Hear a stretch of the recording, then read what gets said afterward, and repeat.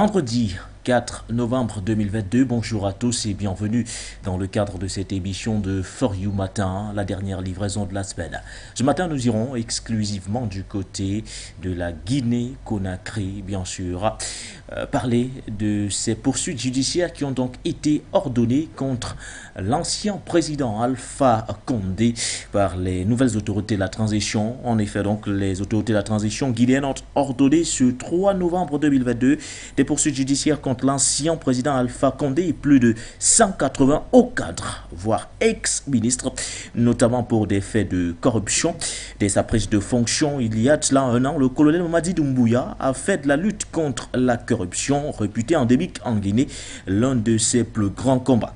Dans sa lettre publique adressée ce 3 novembre 2022 aux procureurs généraux, le ministre de la Justice franchit donc une nouvelle étape parce qu'il vise nommément l'ancien chef de l'État et un grand nombre de ses cadres lorsqu'il était au pouvoir. Parmi eux, l'ancien premier ministre Ibrahim Kassory Fofana et une quarantaine d'anciens ministres comme Mohamed Diadi à la défense, Mamadi Camara à l'économie ou encore Mariama Camara au commerce. Un certain nombre de conseillers à la présidence sous le régime Condé sont également cités. Au total, le ministre de la Justice, Charles Alphonse Wright, donne une liste de 188 noms dont certains sont déjà en prison et d'autres cités plusieurs fois. Leurs comptes ont d'ores et déjà été gelés, indique d'ailleurs le document. Ce matin, donc, nous reviendrons largement sur cette information avec bien sûr d'autres escales du côté de la République démocratique du Congo,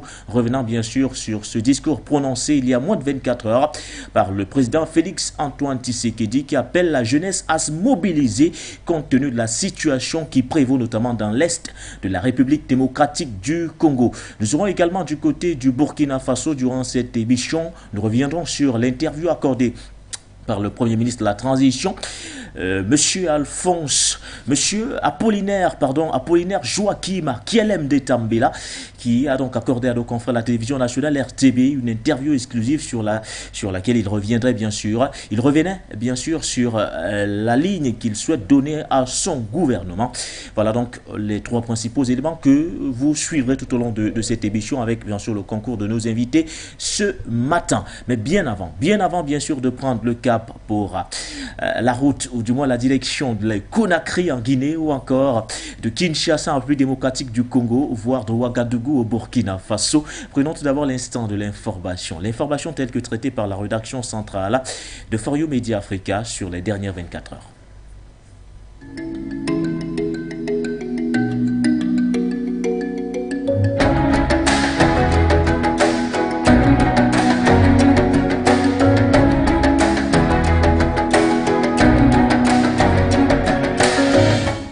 En tant que voisin, le destin de la République démocratique du Congo est lié au nôtre, a déclaré le président William Ruto à Nairobi lors d'une cérémonie de présentation du contingent prêt à partir, en rappelant que la force régionale doit également compter des militaires du Burundi, d'Ouganda et du Soudan du Sud. Cependant, à Nairobi, des sources militaires se sont gardées de préciser le nombre de soldats kenyans impliqués dans cette intervention, en évoquant bien évidemment des questions de sécurité.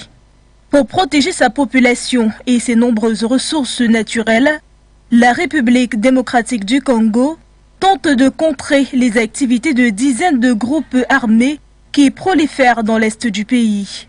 Outre la République démocratique du Congo, le Burundi, le Kenya, le Rwanda, la Tanzanie, le Soudan du Sud et l'Ouganda, tous membres de la communauté est-africaine, s'étaient mis d'accord en avril pour la création d'une force conjointe pour aider à restaurer la stabilité en République démocratique du Congo.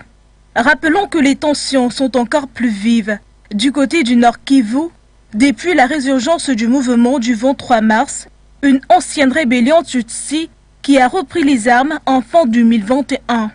Après des semaines de turbulences, le M23 est à l'offensive depuis le 20 octobre dans le territoire de Rutshuru, où justement elle s'est d'ailleurs emparée de plusieurs villes sur un axe routier stratégique, déshervant Goma. Le regain de tension dans l'Est congolais a conduit la mission de l'ONU en République démocratique du Congo à relever le niveau d'alerte de ses troupes en soutien aux forces armées congolaises dans leurs opérations contre le M23. À quelques jours des élections de mi-mandat aux États-Unis d'Amérique, l'heure est au grand discours. Non pas l'avortement ni l'inflation, mais plus fondamentalement, la préservation de la démocratie.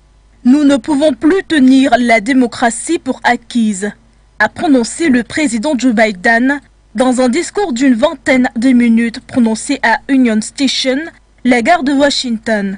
2 ans après la présidentielle, ces élections semblent bien avoir un goût amer pour le président dit démocrate.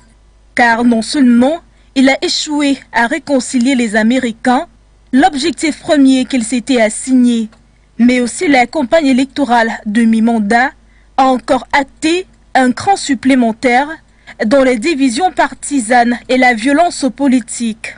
Il y a des candidats qui se présentent à tous les échelons de l'administration américaine, qui refusent de s'engager à accepter les résultats des élections auxquelles ils sont candidats.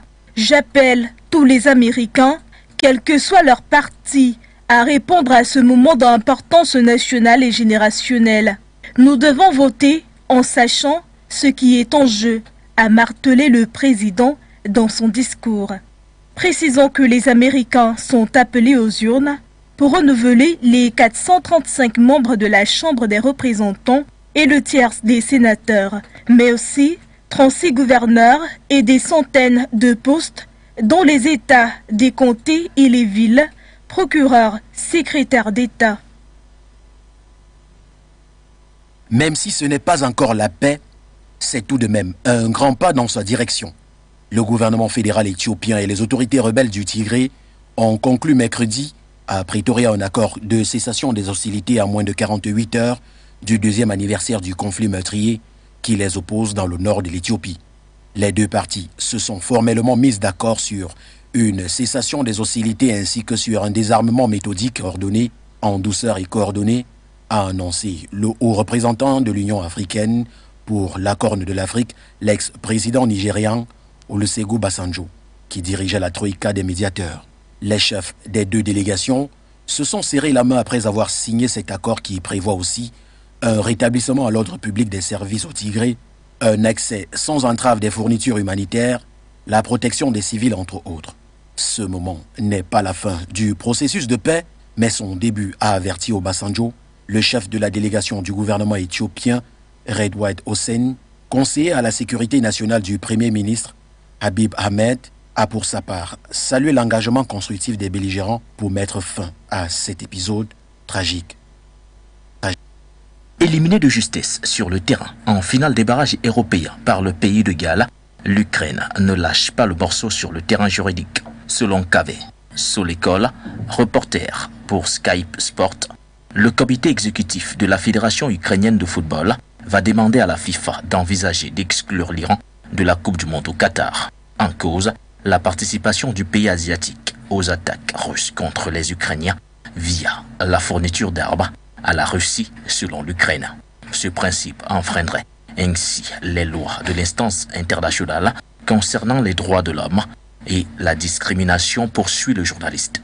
Cette réclamation ferait suite à la demande similaire opérée en début de semaine par le club ukrainien du Shakhtar Donetsk qui avait réclamé par la voix de son directeur sportif Sergei Palkan à ce que l'Iran soit empêché de participer au mondial.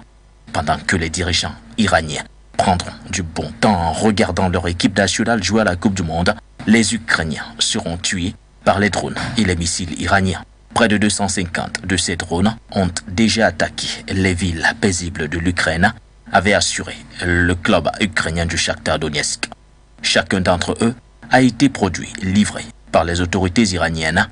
Les instructeurs iraniens et les militaires ont directement formé et géré le lancement de drones qui ont détruit des maisons, des musées, des universités, des bureaux, des terrains de sport et de jeux et surtout tué des Ukrainiens. Poursuit le club, assurant que la place vacante devrait alors être occupée par l'équipe nationale d'Ukraine.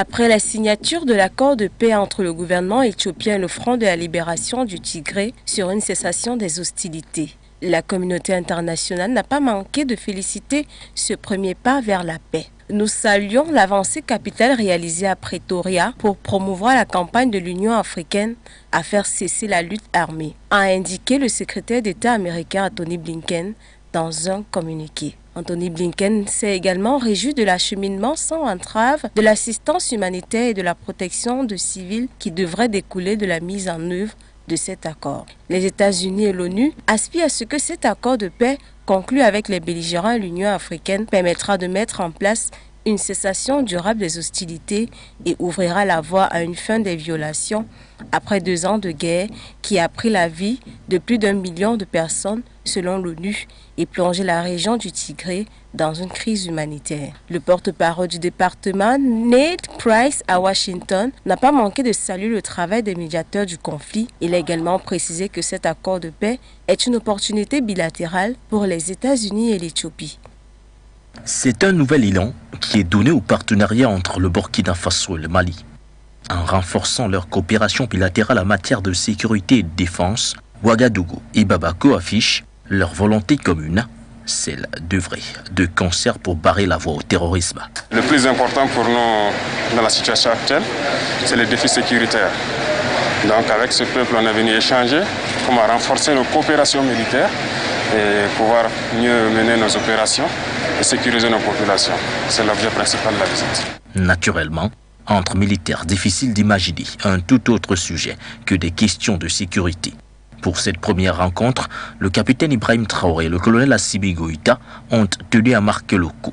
Une image forte, confortée par leurs postures respectives, salut et tenue militaire. À l'endroit des populations burkinabées, maliennes et sahéliennes de façon générale, le président Ibrahim Traoré a lancé un appel qui est d'être beaucoup plus solidaire, de se donner la main et de rester unis dans cette lutte. Rappelons que le Mali et le Burkina Faso partagent une frontière longue de 1200 km avec beaucoup d'échanges entre les populations, d'où le choix du président Ibrahim Traoré de la destination malienne.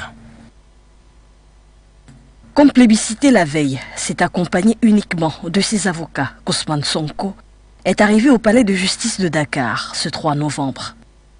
Le leader de l'opposition sénégalaise fait face au doyen des juges à la suite des auditions de la plaignante Adji Sarr pour des accusations de viol et menaces de mort qui auraient été perpétrées dans un salon de massage.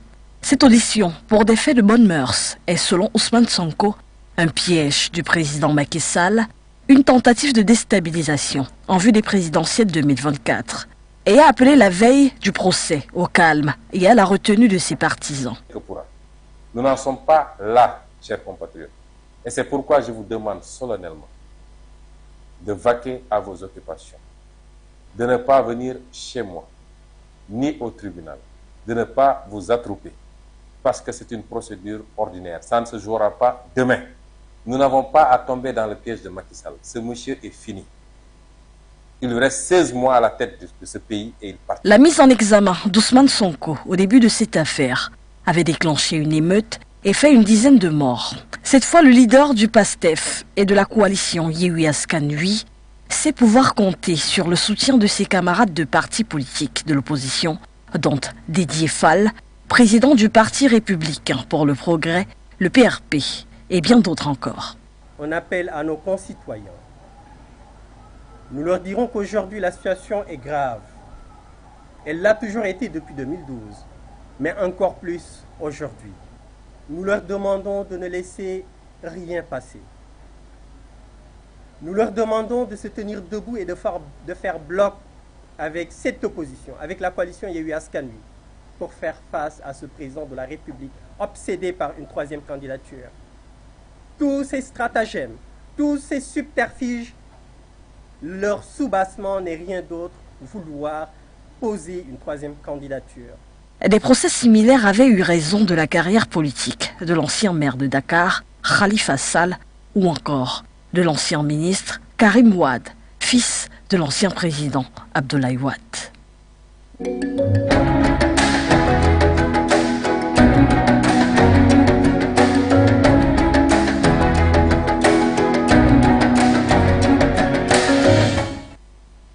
Mettons le cap en République démocratique du Congo, à Kinshasa, la capitale, où bien sûr le président congolais Félix Antoine Tshisekedi a donc prononcé un discours il y a moins de 24 heures.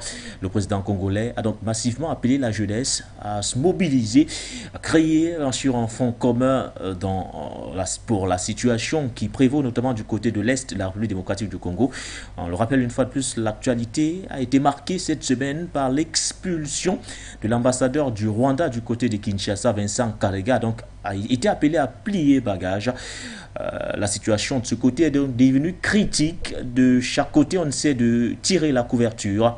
Hier, donc, la télévision nationale congolaise, le président Félix Antoine Tshisekedi s'est adressé à la nation, mais aux jeunes en particulier, les appelant bien sûr à prendre leurs responsabilités, mais surtout à se faire enrôler massivement afin bien sûr de faire un bloc commun pour bien sûr freiner l'expansion du mouvement du 23 mars, le M23. Retour donc sur ce discours prononcé par le président Félix Antoine Tshisekedi.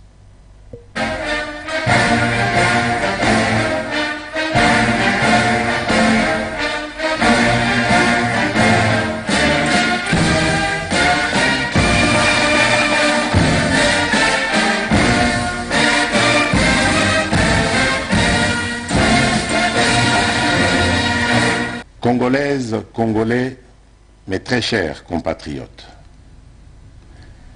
je m'adresse solennellement à vous en ce jour dans un contexte exceptionnel en rapport avec la situation sécuritaire que connaît notre pays dans sa partie orientale. Ce contexte d'agression et d'occupation des territoires dans le Nord Kivu est perpétré par le groupe terroriste dit du M23 avec l'appui avéré en hommes et en logistique du Rwanda.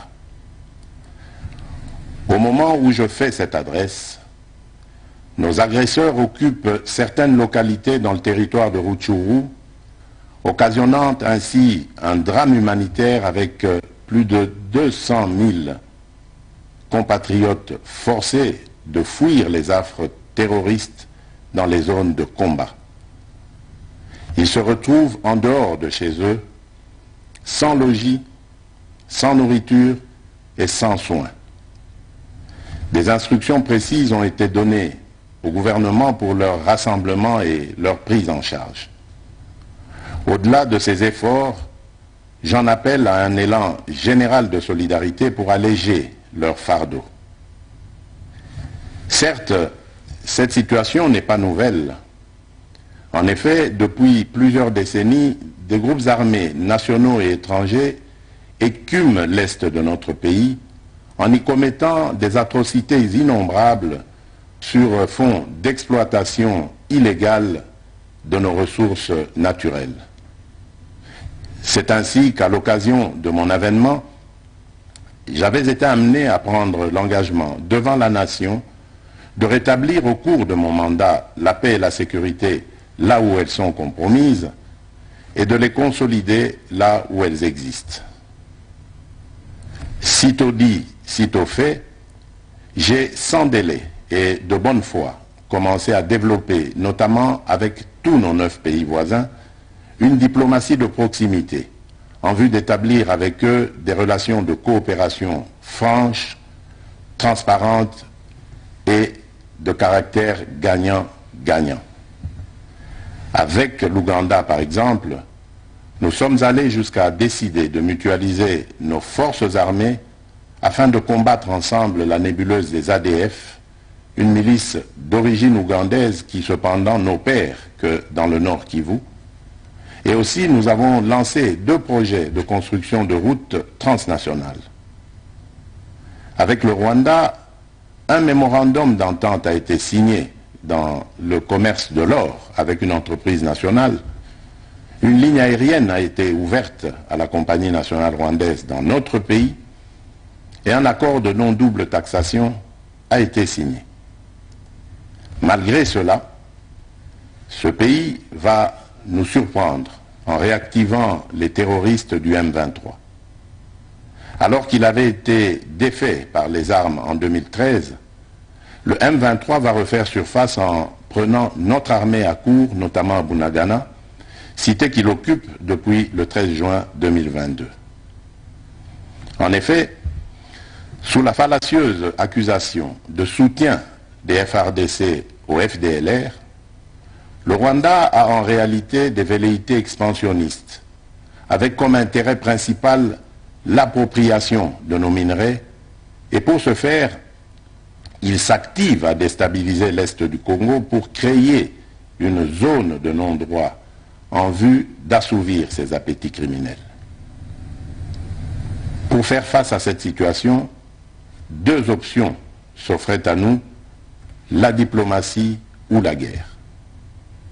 J'ai résolu de privilégier la première option, quitte à en venir à la seconde, faute de résultats.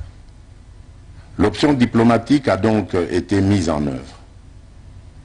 C'est ici l'occasion pour nous de rappeler que notre attachement à la recherche de la paix par des voies pacifiques n'est aucunement un signe de faiblesse, moins encore un aveu d'une incapacité de notre pays à s'inscrire dans une logique de guerre totale contre tous ceux qui continuent à abuser de notre patience, mais plutôt une expression de notre culture de paix et de notre identité légendaire de peuple hospitalier.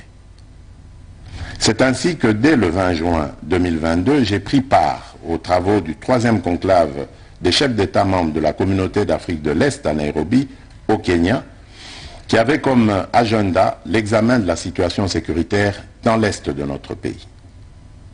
À l'issue de ce forum, les dirigeants des pays membres de la Communauté d'Afrique de l'Est sont tombés d'accord sur le déploiement d'une force régionale pour imposer la paix dans l'Est de la République démocratique du Congo.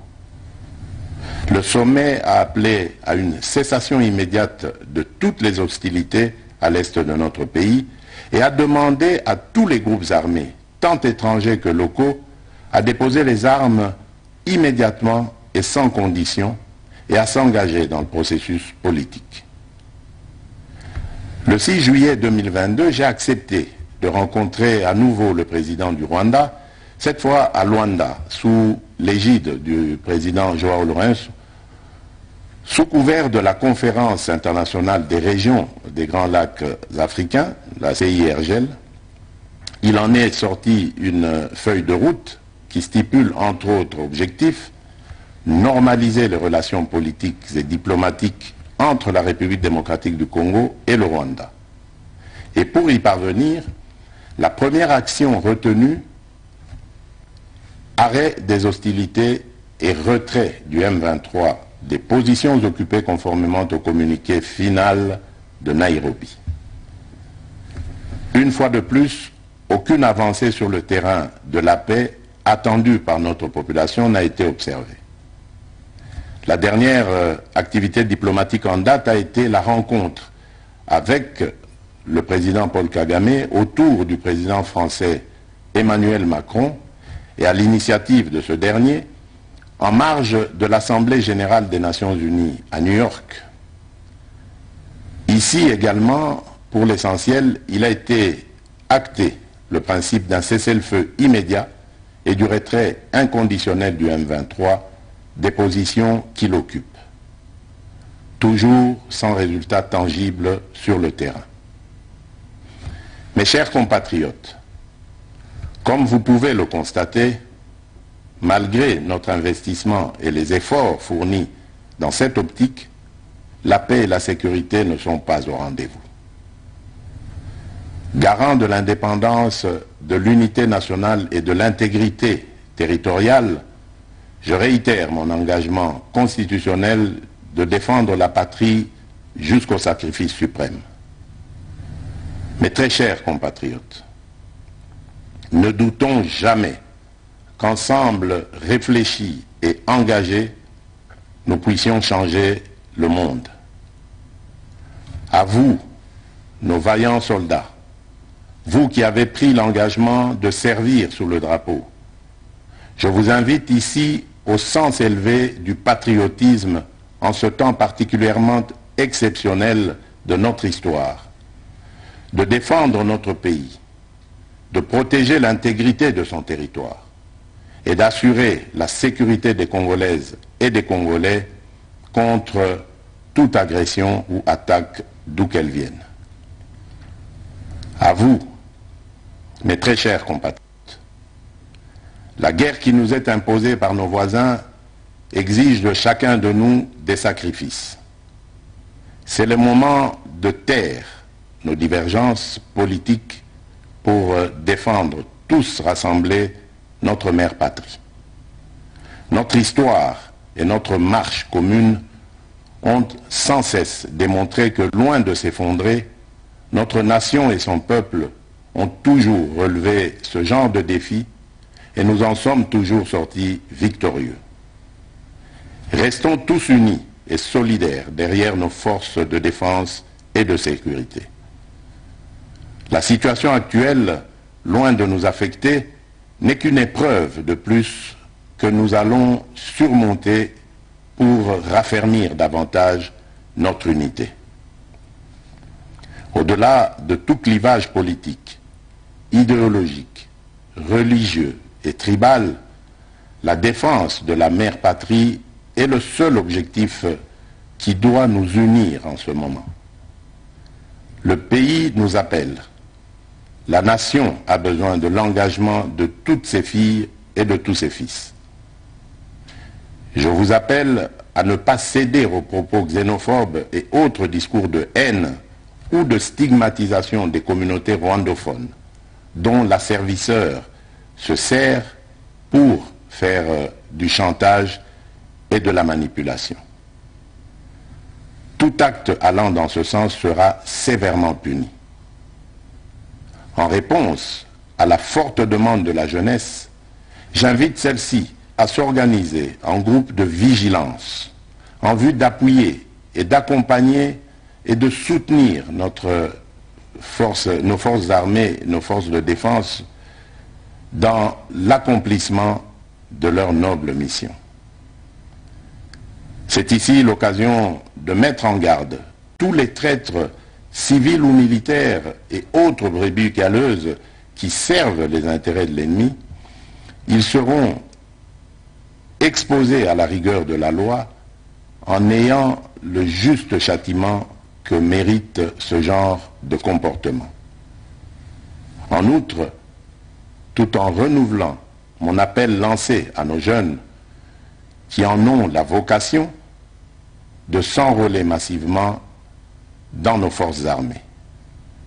Je réitère l'instruction faite au chef d'état-major général d'accélérer à cet effet la mise en place de centres de recrutement à travers les 26 provinces que compte notre pays.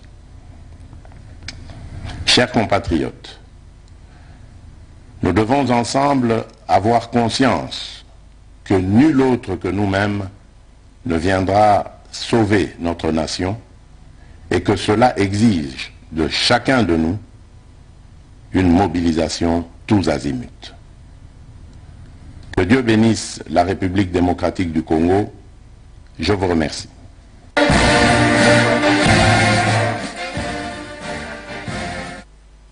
Le message de bénédiction porté par le président congolais lors du discours qu'il a prononcé il y a moins de 24 heures à la télévision nationale congolaise.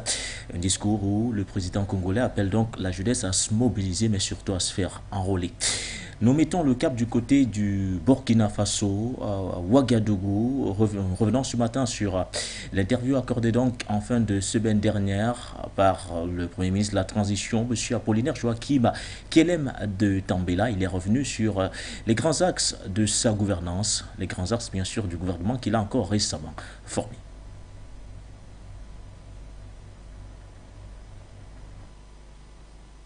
National, ainsi donc de l'affaire Sonabi à la formation du nouveau gouvernement, en passant donc par les opérations militaires sur le terrain, les différentes coopérations, bref, ce sont donc autant de questions qui seront abordées avec le Premier ministre, avec moi pour animer cet entretien. J'ai donc Sibri Charles Semporé de Radio Burkina. Excellence, encore une fois de plus, toutes nos félicitations pour votre nomination. Merci beaucoup. Oui, le gouvernement à peine formé, il y a des voix qui s'élèvent contre certains ministres. Qu'en est-il exactement? Dans la formation du gouvernement, nous avons prêté beaucoup attention à chaque membre du gouvernement. il y a eu, hein, c'est 23 ministres, je crois, hein, mais nous avons consulté plus de 23 dossiers. Donc, nous avons examiné chacun des dossiers. Et une enquête a été faite. Bon, rapide, vous en conviendrez avec moi, puisque j'ai été nommé le 21 octobre, et je crois que le 25 octobre, le gouvernement a été rendu public. Donc, on avait un délai quand même assez bref, parce qu'il faut faire vite. Mais néanmoins, nous avons fait des enquêtes, et nous n'avons rien trouvé à reprocher à qui que ce soit. Il y a des gens que moi-même j'avais proposé, après les enquêtes, on s'est aperçu qu'ils avaient des connexions politiques. On les a écartés. Voilà, donc, tous ceux qui ont été retenus, ce sont des gens qui n'ont pas de connexion politique, parce que nous voulons avoir les mains libres pour travailler. Voilà.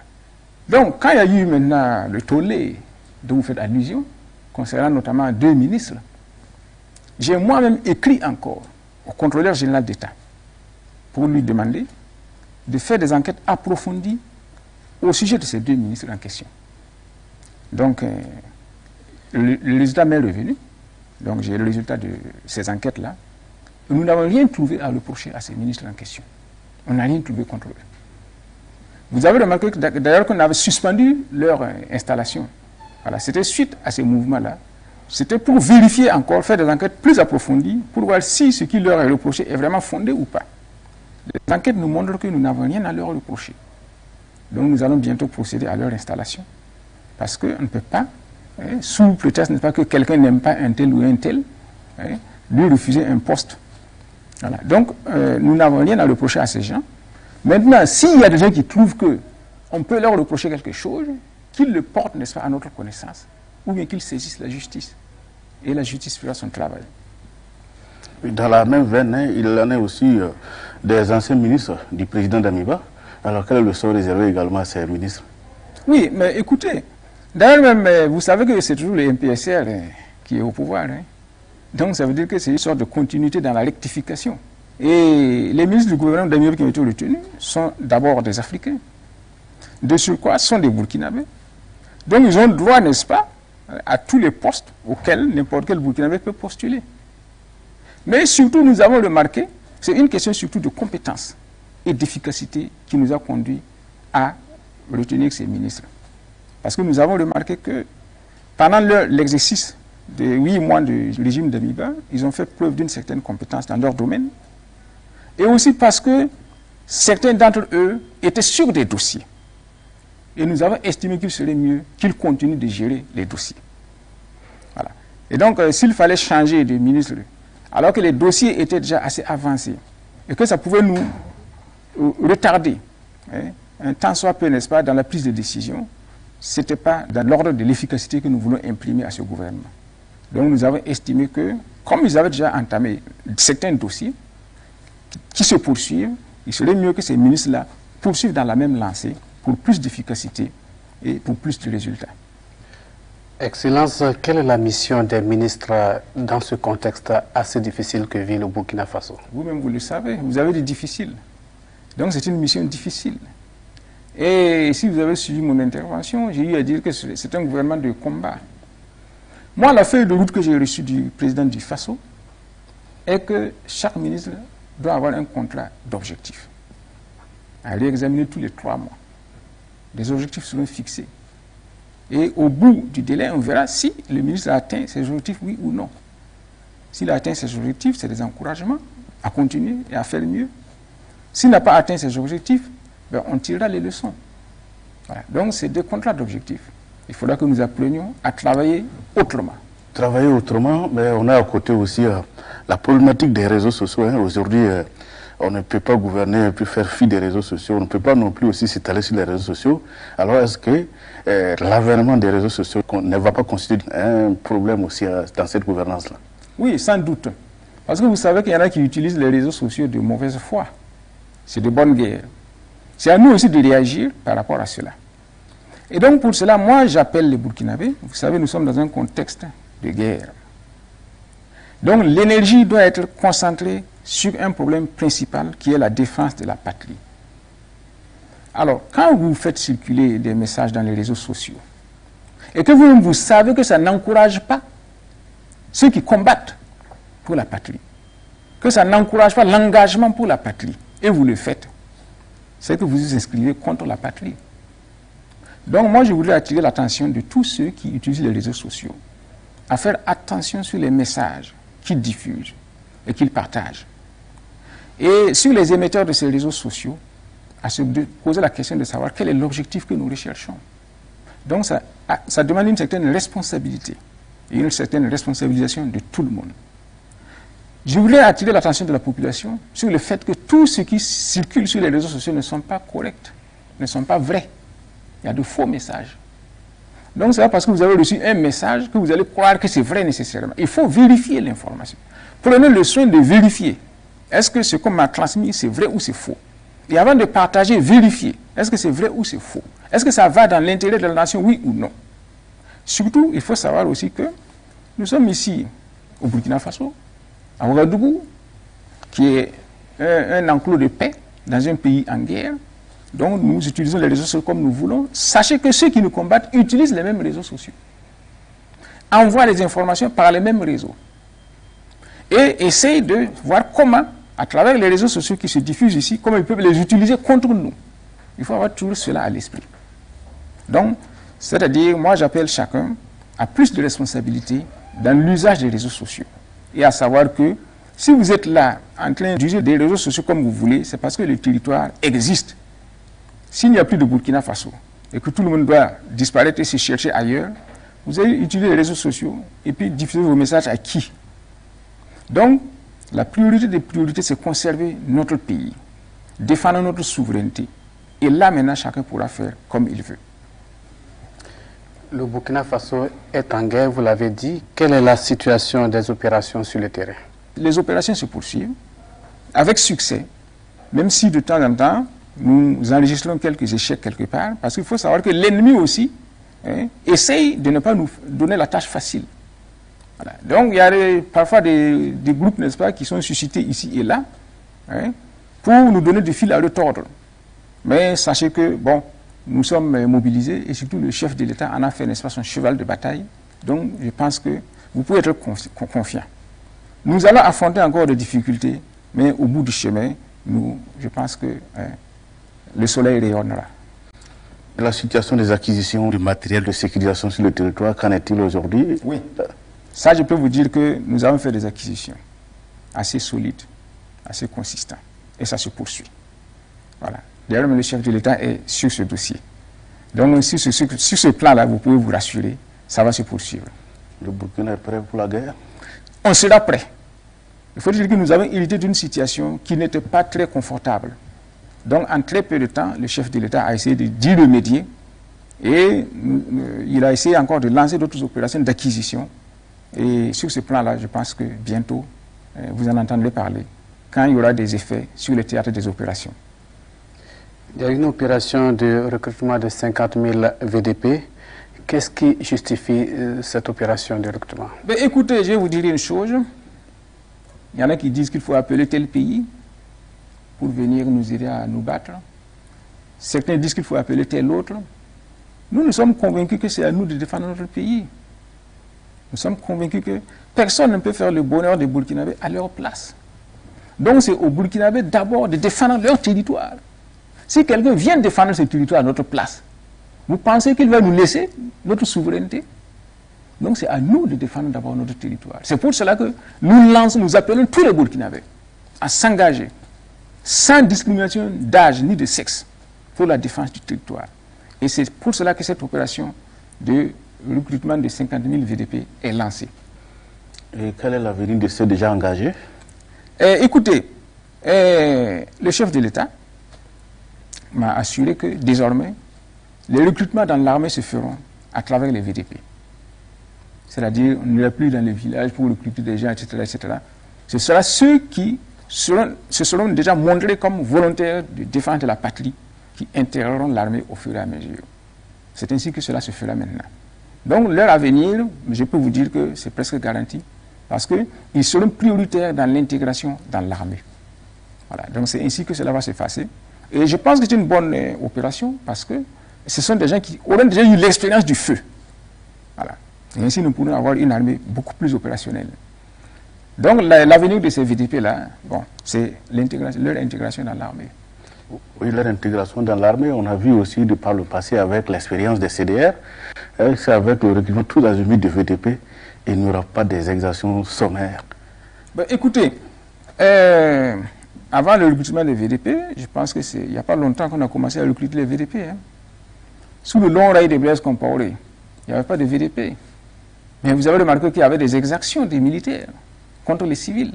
Oui, vrai ou faux? Hein? Je vous pose la question, vrai ou faux? Vous le dites. Ça veut dire que ce n'est pas les VDP seulement qui peuvent commettre des exactions. Voilà.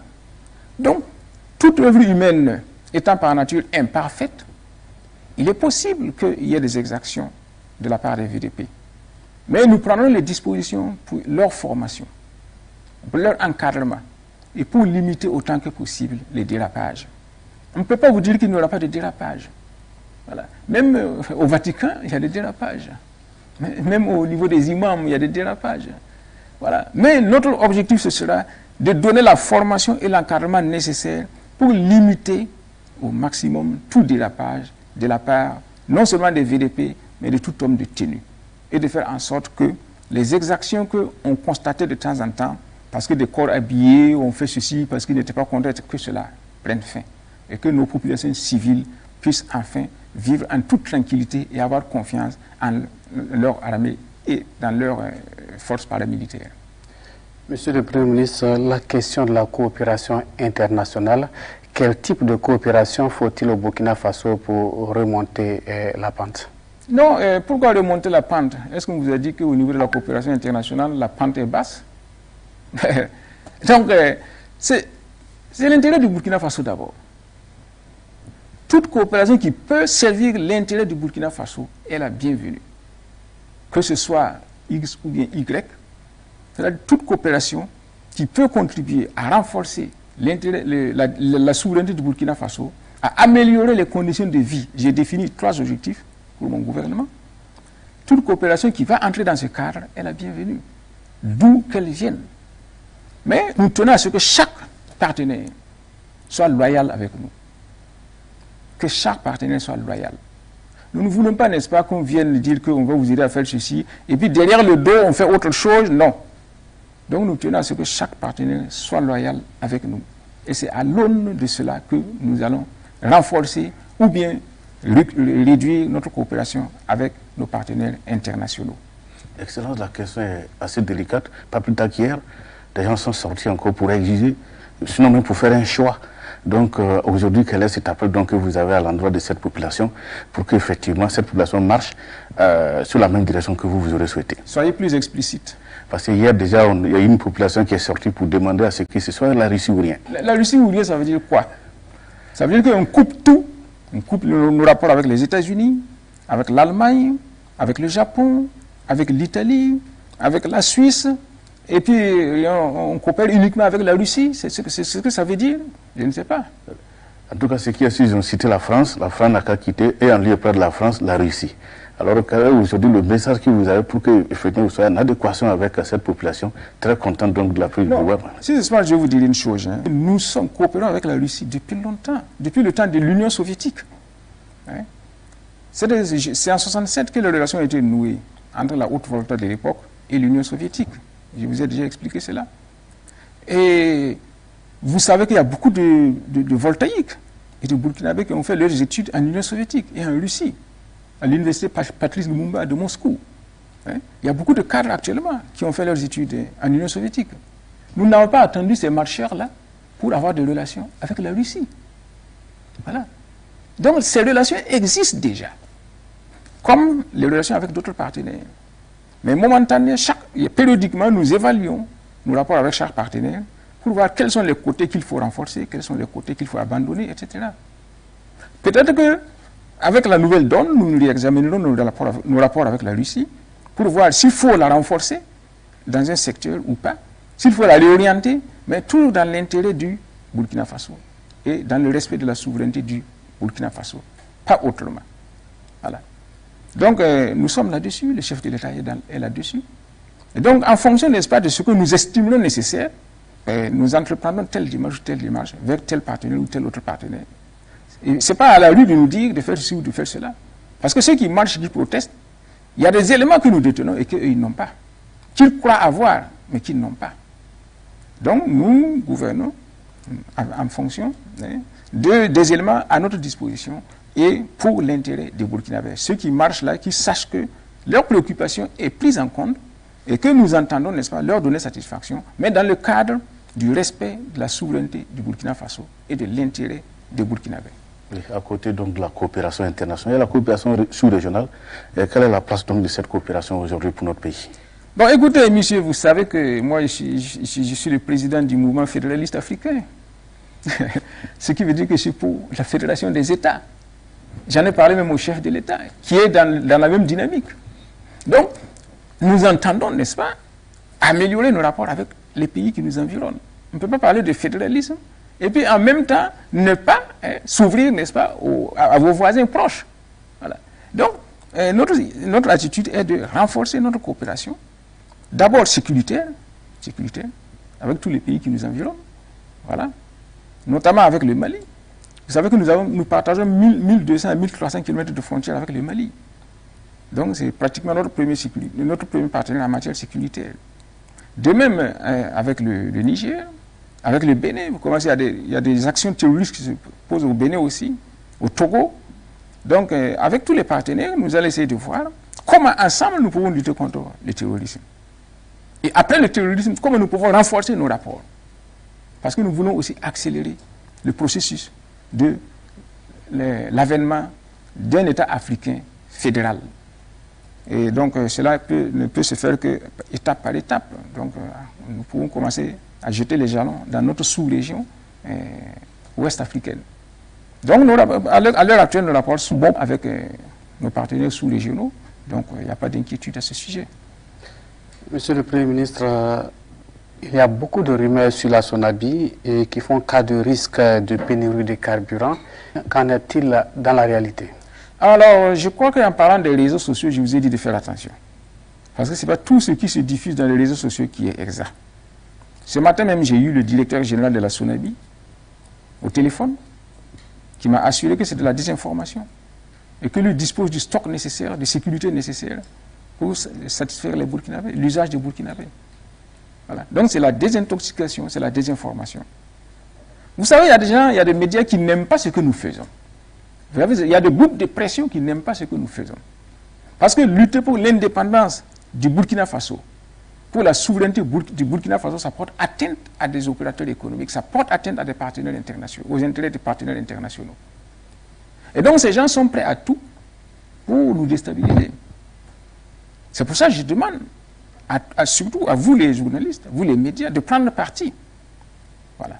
Travaillez-vous pour l'intérêt du Burkina Faso ou pour des intérêts étrangers? Chaque élément de médias doit se poser cette question.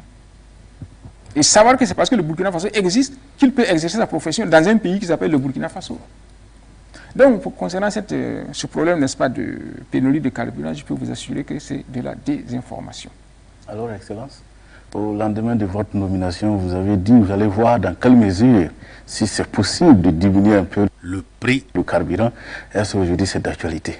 Avec le président, on étudie la possibilité. Vous savez que ce n'est pas facile. Hein? Ce n'est pas facile de diminuer le prix du carburant pour deux raisons. Parce que nous ne produisons pas du pétrole. Voyez. Donc, il y a des paramètres que nous ne maîtrisons pas. Nous sommes en train d'étudier ces paramètres.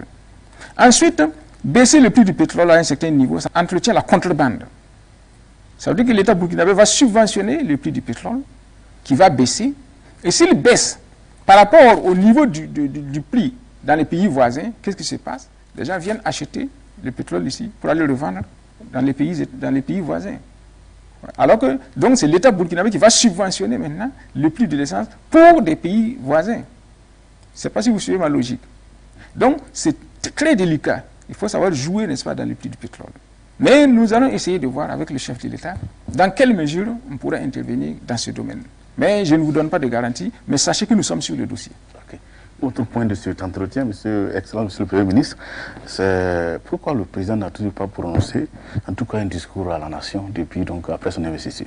Oui, mais écoutez, si vous avez, quand le président a prêté serment devant le Conseil constitutionnel, il a fait un discours, il a tracé les grandes lignes. Voilà. Et d'ailleurs, je peux vous dire que ça ne saurait tarder. Mais actuellement, le président, il n'a pas ce temps. Il y a des priorités actuellement. Je vous ai dit que son domicile même était un état-major. Hein, il y a des préoccupations. Quand vous discutez avec lui actuellement, là, c'est tel point, il y a ici, il faut aller là-bas, il faut aller là-bas. Actuellement, il n'a pas le temps pour cette cérémonie que je dirais protocolaire. Mais ça ne saurait tarder. Et parce que tout le monde connaît les priorités du Burkina Faso. On n'a pas besoin que le chef de l'État se prononce là-dessus. Tout le monde connaît les priorités actuelles du Burkina Faso. C'est la sécurisation. Ce qui préoccupe le président à l'heure actuelle, c'est faire en sorte que les vies soient sauves. Que chaque jour qui passe, nous n'ayons pas à déplorer encore des morts des victimes du terrorisme. C'est ça d'abord sa principale préoccupation. Mais néanmoins, je pense que dans les prochains jours qui viendront, bon, il sacrifiera à cette cérémonie et peut-être que ça vous donnera satisfaction. Alors, Monsieur le Premier ministre, le gouvernement est installé avec un agenda assez précis. Quelle peut être la place du peuple burkinabé dans la réussite de votre mission? Centrale, c'est au peuple de contribuer à la mission. C'est une mission par le peuple et pour le peuple. Donc c'est au peuple de se mettre en avant. Et je pense que bientôt nous allons appeler le peuple à s'organiser. À s'organiser. Sinon vous ne pouvez rien faire. Écoutez, est-ce que vous pensez que l'État peut aller balayer devant la porte de chacun chaque matin? La propreté devant votre porte là, ça vous incombe d'abord. Il faut que vous en preniez conscience. Combien de domiciles sont sales, hein, il y a combien de domiciles dont les devantures sont sales? C'est des choses que l'État ne peut pas faire. Si chacun de nous fait le nécessaire pour lui, pour sa famille, par un effet de synergie, hein, toute la nation va aller de l'avant. Donc nous allons appeler le peuple, n'est-ce pas, à prendre conscience de ses responsabilités, à se mettre au travail et à nous accompagner. Nous sommes là pour donner la direction, mais c'est au peuple de contribuer et de participer. Donc la place du peuple est centrale. Ce sera le peuple en action. Et nous souhaitons que tout le Burkina Faso soit un chantier à ciel ouvert. D'abord pour lutter contre le terrorisme et ensuite pour construire ce pays. Parce que nous estimons que la lutte contre le terrorisme n'est pas un objectif permanent. Nous pensons qu'il y aura un terme à cela. Mais après ça, il faudra construire la nation. Il faudra que le peuple soit là. Excellence, nous sommes pratiquement à la fin de cet entretien. Quel est donc cet appel vibrant que vous avez à l'endroit du peuple qui nous suit en ce moment précis? Il faut que le peuple se mobilise. Il y a des gens qui disent qu'ils soutiennent le capitaine Traoré, ils sortent, ils manifestent, etc. Le meilleur soutien au capitaine Traoré et au régime, c'est d'aller au fond. C'est d'aider à lutter contre l'insécurité. C'est apporter sa contribution. Même si vous ne pouvez pas aller au fond, vous pouvez apporter votre contribution. À travers, n'est-ce pas, une contribution financière, ou ceci, cela, ou bien matériel, pour aider les soldats qui sont au fond, ou bien pour aider les victimes, n'est-ce pas, du terrorisme. Plutôt que de passer le temps à marcher chaque fois et dire que moi je soutiens le capitaine Traoré. Et ceux qui marchent, qui disent, n'est-ce pas, que voilà, il faut aller avec la Russie, etc., s'ils sont patriotes, la première marche à faire, c'est la marche contre le terrorisme. C'est ça d'abord. C'est dans la lutte contre le terrorisme qu'on va vérifier le patriotisme de chacun. Voilà. C'est très facile de se lever et dire oui, il faut aller avec le Japon, il faut aller avec la Chine, il faut aller avec l'Irlande, etc. Mais alors que le danger nous guette à notre porte. Donc il faudra que le peuple sache, n'est-ce pas, quels sont ceux qui le divertissent et quels sont ceux qui veulent vraiment se battre pour lui. Ça, c'est l'appel que je lance à tout le monde. Et j'appelle, n'est-ce pas, les Burkinabés à savoir discerner les choses, à ne pas se laisser divertir par des gens qui n'ont rien à faire, hein, et qui sont prêts à tout saisir, n'est-ce pas, pour se faire voir. Cela dit, je voudrais aussi dire une chose. Il y a des OSC, n'est-ce pas, qui viennent nous voir pour demander des financements afin de soutenir le régime, etc. Mais il faut savoir que dans le régime actuel, là, face aux priorités actuelles, il n'y a pas de moyens pour ça. Les moyens vont d'abord à la sécurisation du territoire. Donc il n'y a pas de moyens pour financer des ONG, vous êtes là, comme des OSC, vous êtes là, comme je voudrais le dire. Comment des ONG peuvent venir de l'étranger construire notre pays? Quand vous parcourez le Sahel, vous allez voir des organisations non gouvernementales qui sont là, qui s'occupent, n'est-ce pas, de l'alimentation des personnes, etc. Et vous êtes des nationaux. Et votre but seulement, c'est de marcher pour crier, etc. Mais il faut aussi créer des emplois. Les organisations de la société civile doivent aussi penser à créer des emplois, à contribuer effectivement à la construction de ce pays ou à la sécurisation. C'est ça que nous attendons des organisations de la société civile. Voilà. Au lieu que ce soit des organisations de la société civile limitées à la capitale ou à Bobo Dioulasso, qui sont prêts, n'est-ce pas, qui raquettent des gens pour qu'on marche pour ceci, pour cela, mais qui sont incapables de créer des emplois. Alors que notre jeunesse a besoin d'emplois. C'est vers ça, n'est-ce pas, que doivent tendre maintenant les organisations de la société civile. Il n'y a pas de raison que des gens viennent de l'étranger, sous forme d'OSC, construisent notre pays, et que vous êtes là, vous êtes incapable de faire quoi que ce soit de concret pour la jeunesse. Alors, donc, l'appel que je voudrais lancer, c'est à ça. Et donc, j'invite tous les Burkinabés à nous faire confiance. À savoir que nous sommes là pour donner le meilleur de nous-mêmes. Je voudrais aussi ajouter que notre ambition, c'est de gouverner par l'exemple. Et comme le président Traoré lui-même a dit, l'exemple vient d'en haut. Donc, nous voulons donner l'exemple aux Burkinabés. Et cet exemple, comme je vous l'ai dit, nous allons abroger, n'est-ce pas, le décret sous le régime d'Amiba qui avait revu à la hausse le traitement des ministres. Voilà. Donc, notre objectif, c'est de procéder à cela, afin que les ministres commencent par donner l'exemple de la mesure de l'austérité. Et ainsi, tout le peuple pourra suivre.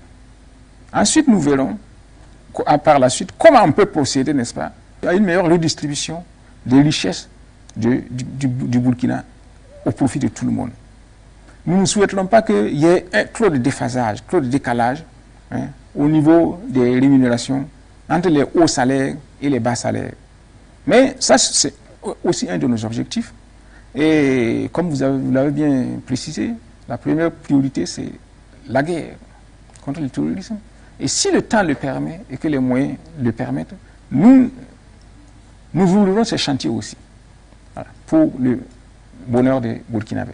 Donc, nous envisageons, n'est-ce pas, donner l'exemple d'une gouvernance sobre, voilà, intègre, pour que les gens aussi puissent avoir confiance en nous et nous suivre. C'est sur ces mots que nous mettons Vision, une autre vision du monde.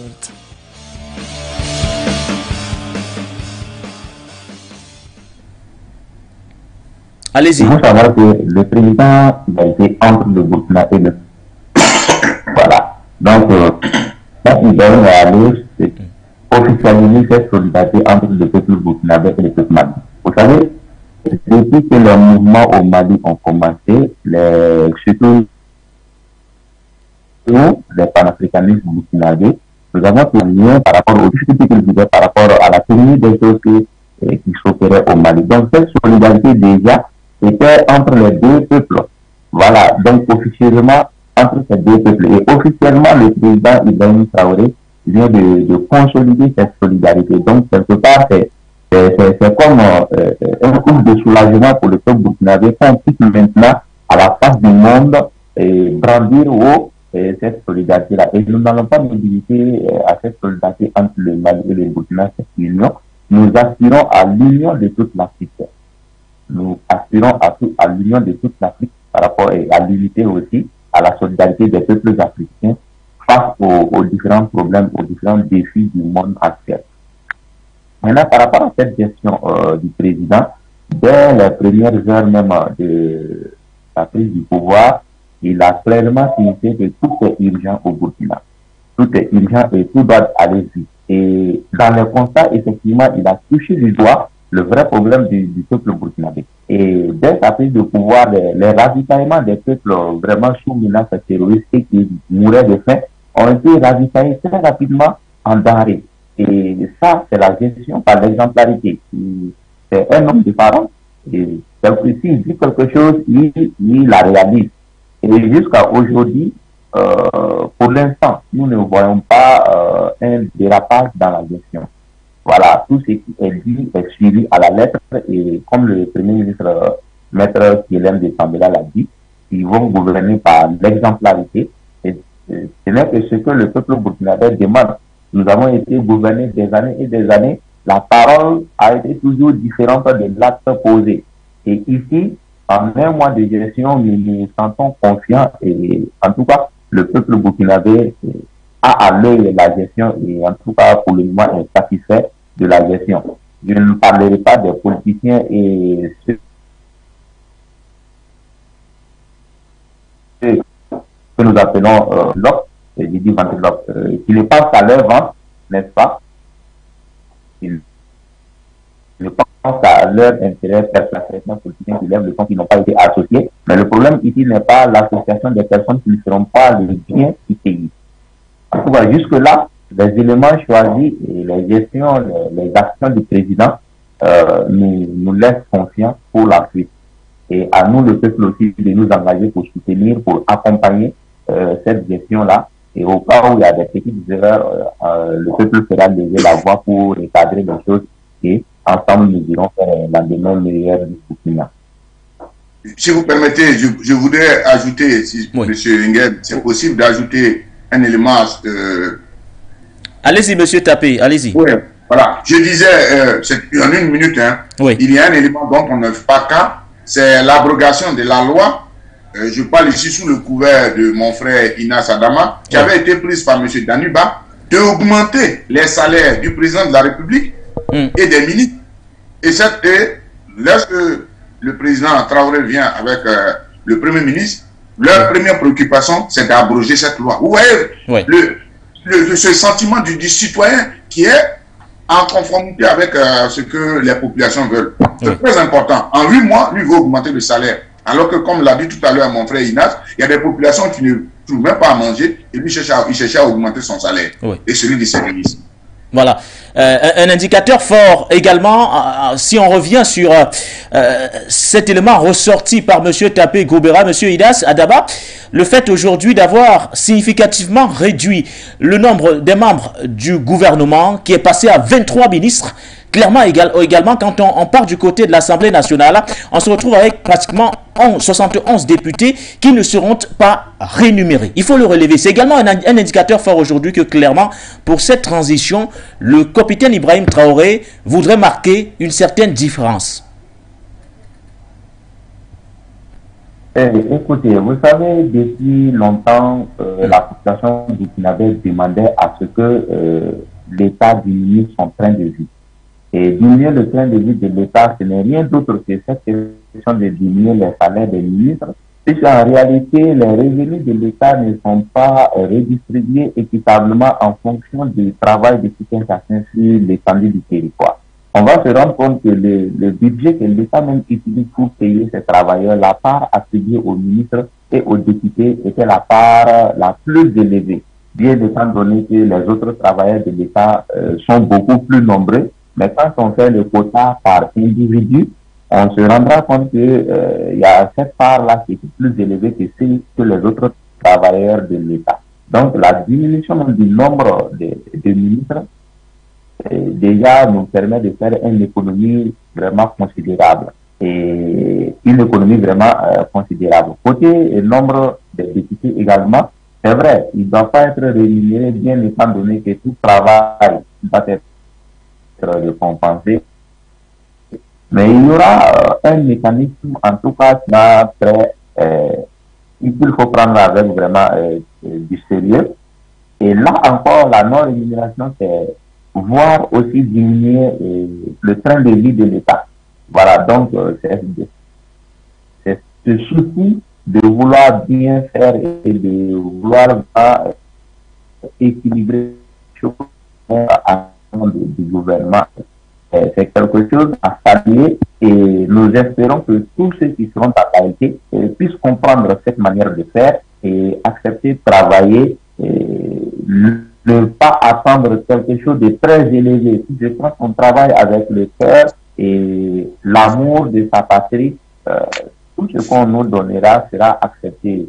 L'essentiel est que l'État, le Burkina Faso sorte de ses calvaires. Et après, maintenant, l'histoire marquera vraiment ces hommes par les honneurs au service. il n'y a pas de plainte, hein. Il n'y a pas de plainte, que ce soit du côté du Premier ministre de la Transition, M. Apollinaire Joachim Kielem de Tambela, ou alors des 22 autres ministres qui composent bien sûr ce gouvernement. Nous accueillons le troisième invité de ce matin. Il s'agit de M. Ouedraogo Saba, en direct toujours du côté de Ouagadougou, au Burkina Faso. Vous êtes coordonnateur régional de la planète des jeunes panafricanistes. Bonjour à vous, monsieur, et bienvenue.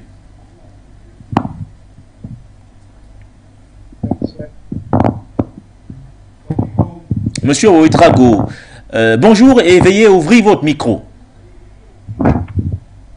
J'ai un problème de micro, je ne sais pas si vous me recevez. Oui, c'est parfait. Le signal, il est bon, à notre niveau en tout cas. D'accord, c'est bon. Voilà. Je vais m'accommoder.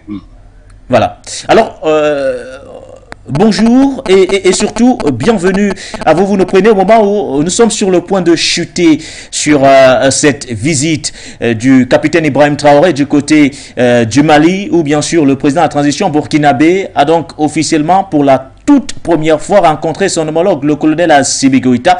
La première visite à l'étranger du capitaine Ibrahim Traoré, le fait d'avoir choisi la destination Mali, ou du moins malienne aujourd'hui, est pour vous forcément, je vais le dire comme ça, un indicateur fort sur la ligne que voudrait donner le capitaine Ibrahim Traoré à sa transition aujourd'hui.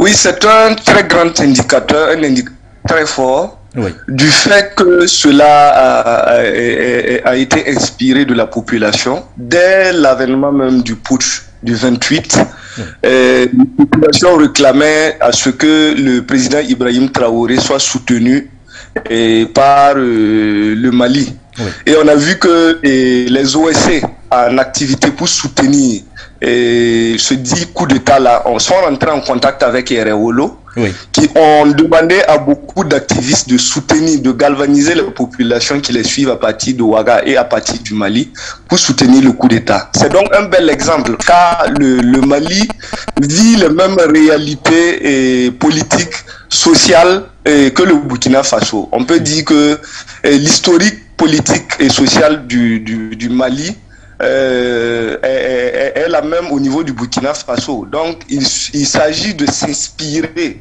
de l'expérience et du système d'organisation de ces autorités-là. Et comme hier, à la visite, on a vu un communiqué sur le site de la présidente du Faso qui disait que le Burkina Faso et le Mali allaient mutualiser leurs forces au point de vue sécuritaire. Ça, c'est une très bonne chose à encourager. Alors, clairement aujourd'hui, puisqu'on parle du président de la transition burkinabé, on parle également de vous. Vous, en tant que citoyen burkinabé, on parle surtout de ce renforcement de la coopération sur le plan sécuritaire et sur le plan de la défense. À votre niveau, en tant que peuple aujourd'hui, vous pensez que l'expertise malienne est forcément la bienvenue aujourd'hui au regard des réalités que rencontre, ou du moins que traverse le Burkinabé, votre pays? C'est la meilleure expérience, c'est le meilleur fleuve d'expérience où le Burkina Faso doit aller s'abreuver. Comme je le disais, tous les péripéties du Mali, le Burkina Faso est en train de vivre les mêmes choses. C'est les mêmes réalités, c'est les mêmes groupes qui attaquent de part et d'autre au niveau des frontières, c'est les mêmes groupes qui ont toujours les mêmes objectifs, qui se sont repliés au niveau du Burkina Faso parce que le Mali a pu... Le Mali a acquis des armes qui relèvent en fait cette défense du territoire. Donc le Burkina Faso gagne.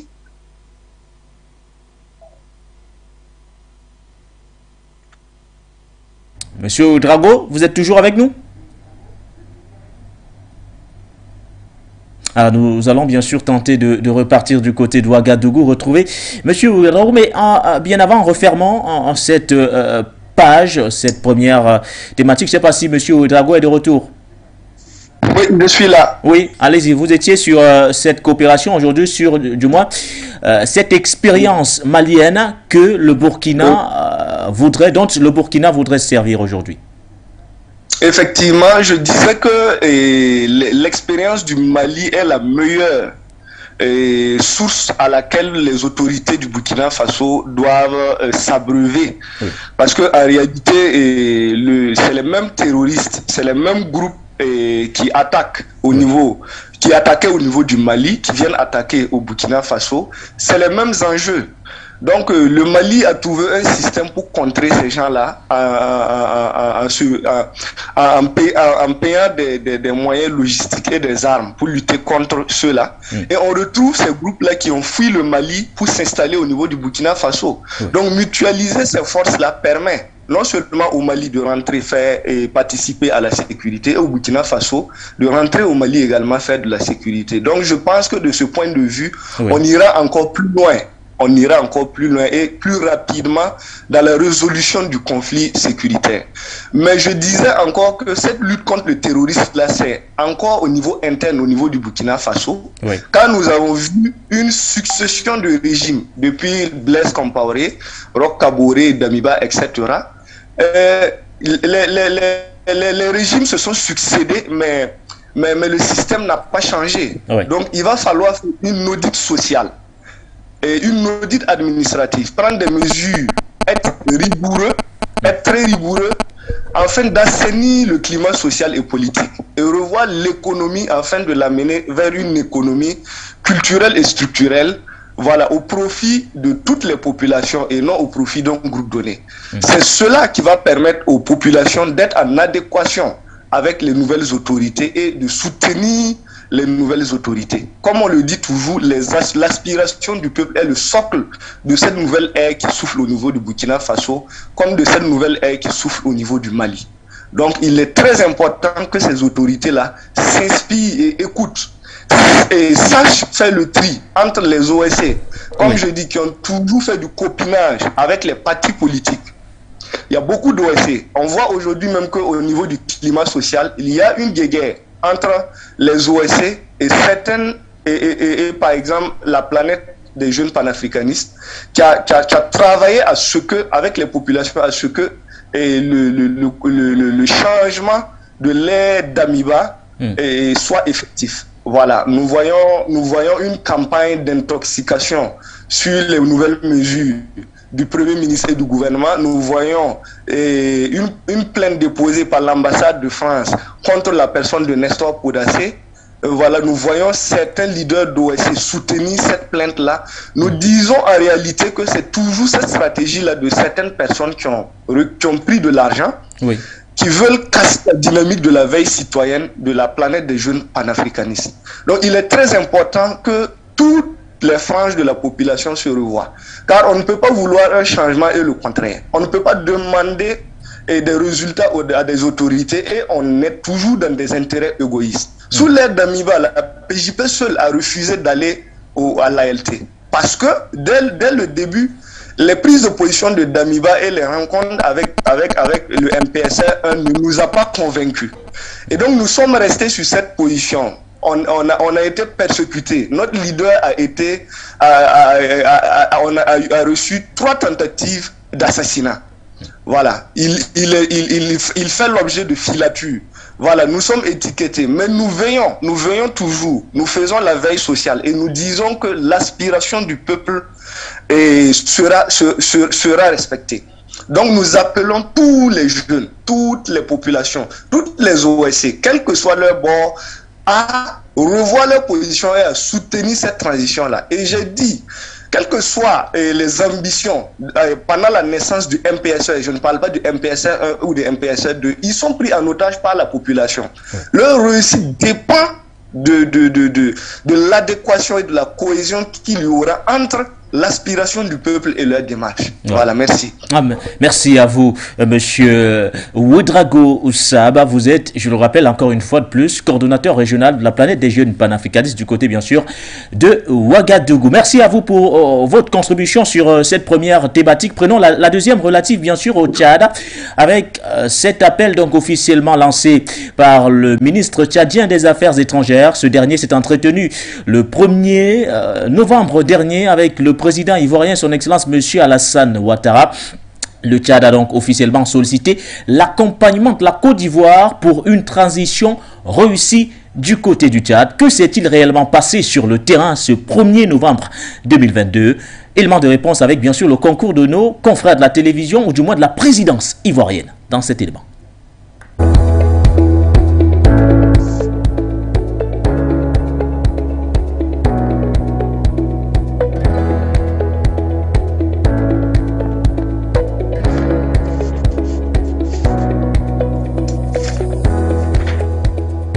Vous savez, ça fait plus de 7 ans que je suis le représentant du secrétaire général des Nations Unies au Mali et depuis 2 ans je suis à Dakar comme représentant auprès de tous les pays de la CEDEAO et le Sahel.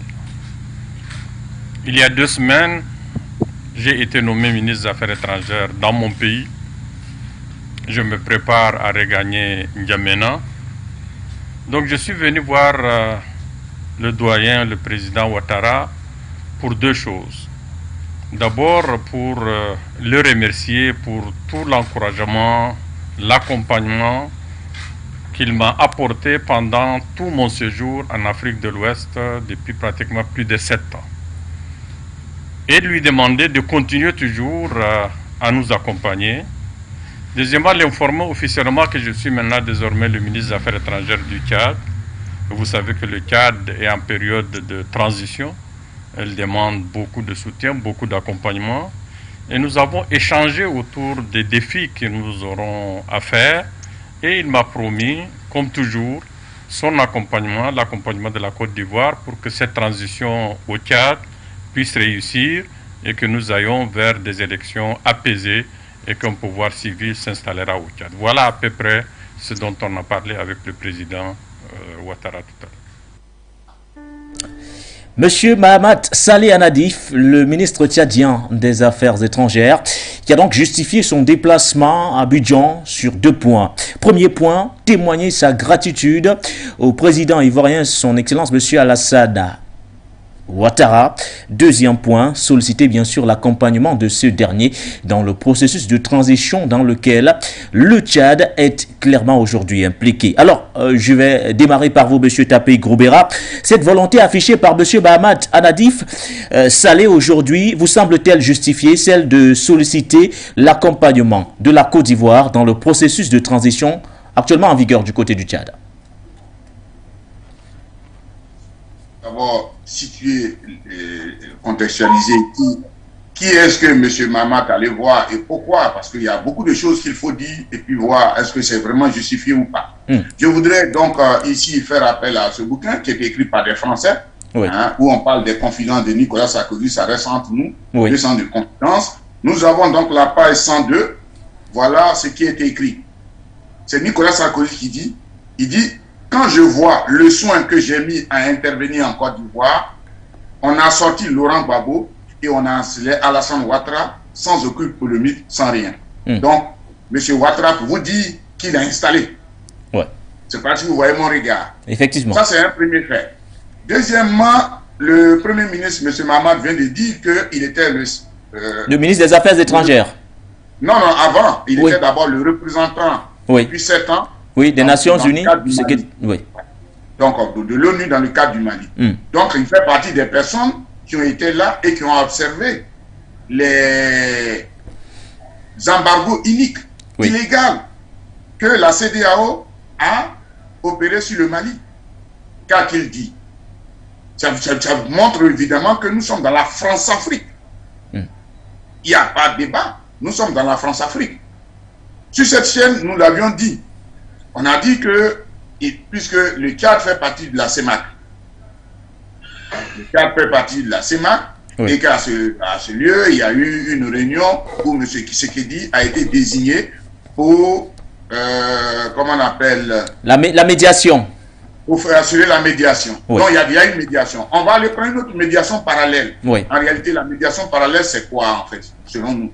Selon nous, quand nous voyons, c'est de permettre, parce que lorsqu'il y a eu ce drame, que nous avons continué de qualifier ce drame, qui a été opéré par le régime de Mahamat Idriss Déby Junior, et que véritablement, c'est tellement allé loin, on a même à telle enseigne que les jeunes françaises et leurs médias étaient obligés d'en parler. Je pense, comme ce pouvoir actuellement n'a plus rien comme atout, donc on va retrouver M. Alassane Dramane Ouattara, qui est le pion de la France-Afrique en Afrique de l'Ouest. Ça nous rappelle à un temps moment M. Houphouët-Boigny. Malheureusement, mon pays d'origine, mon enclos colonial, les dirigeants ont toujours servi, enfin, on a eu Houphouët-Boigny, et maintenant Alassane Dramane Ouattara ont toujours servi de ceux qui sont en fait ce que j'appelle les nettoyeurs. À l'époque, quand vous allez voir Houphouët-Boigny, dès que vous finissez de voir Houphouët-Boigny, on vous recevait à Paris. C'est la même chose. Aujourd'hui, pour qu'on puisse venir en aide, pour que la communication puisse aider ce pays, puisqu'on puisse mater encore les populations, M. Ouattara va faire le nécessaire, un coup de fil à son fils, enfin, à son homologue de la junte, M. Macron, et puis, bien évidemment, on va continuer, vous allez voir, par une campagne de remontada, on va commencer à donner les garants de ce qui s'est passé, évidemment, vous verrez, je vous assure que dans quelques jours, on parlera tout à l'heure que les populations étaient manipulées par la Russie, ainsi que par la Chine, par même le Mali, ainsi de suite. Voilà, donc le schéma. Donc il est parti là, c'est justement pour donner un gage sûr à la France pour dire que ne vous trompez pas, nous sommes toujours avec vous. Et le meilleur gage, le meilleur filtre, il n'y a que Alassane Dramane Ouattara. Voilà la logique pour laquelle ce monsieur est allé là-bas. C'est vrai qu'il était là-bas, voilà, mais on n'a pas besoin d'une visite spéciale. Il pourrait dire, bon, j'ai été représentant, j'ai été bien accueilli, ça va là-bas, mais demander des conseils dans le cadre de ce qui se passe, alors qu'il y a une médiation qui a été créée. À quoi sert la deuxième médiation si ce n'est pas pour dire que la France-Afrique doit prendre le taureau par les cornes et faire ce qu'il faut pour que M. Mahamat puisse, après dans les élections qu'on dit aux civils, il va redevenir. Peut-être qu'on va voir, il va certainement enlever une partie de sa veste, enfin, de son kaki militaire, pour porter une veste comme la mienne et puis donner l'impression que c'est un civil. Voilà donc le schéma qui se présente, qui se profile à l'horizon. Mais Monsieur Tapé Goubera, est-ce que c'est une façon pour vous de tirer une conclusion rapide en nous disant que cette expertise de M. Ouattara, qui a donc officiellement été sollicitée dans ce processus de transition, n'aura peut-être aucun effet ou alors n'a aucune utilité? Bon, soyons cohérents. Oui. Si nous prenons ce qui s'est passé, on fait une analogie. Nous sommes passés du premier thème qui s'est passé. Oui. Le président Ibrahim Traoré va rencontrer le président Assimi Goïta parce que M. Assimi Goïta a fait ses preuves dans le cadre d'une transition. Ça, c'est le bon sens. Maintenant, les Tchadiens vont rencontrer M. Ouattara dans le cadre de telle transition qu'il a opérée en Côte d'Ivoire. Maintenant, si on me dit que pendant tout son règne, c'est ce que nous disons, que c'était une transition, nous sommes d'accord. C'est ça la question. Quelle est la transition que M. Ouattara a faite qui mérite d'être portée au Tchad comme expérience? On nous l'a dit. Maintenant, il n'y a que ce que je viens de dire. C'est le fait que, c'est le renforcement, le fait que la France l'a installé. C'est pas moi qui l'ai dit, Nicolas Sarkozy même l'a dit. La France l'a installé. Et comment il a réussi à consolider cette base, à être le pion de la France-Afrique, à mettre tous ceux ou toutes celles qui ont des opinions différentes de lui en prison. On a l'exemple de notre sœur Priscilla Balé qui est en prison. Oui. Sans aucun motif. Vous voyez? Donc, c'est ça qu'on me dise quelle est l'expérience d'une transition qui a eu lieu en Côte d'Ivoire. M. Ouattara nous dit qu'il a son 3e mandat. C'est ce qu'il nous dit. Donc, quelle est la transition?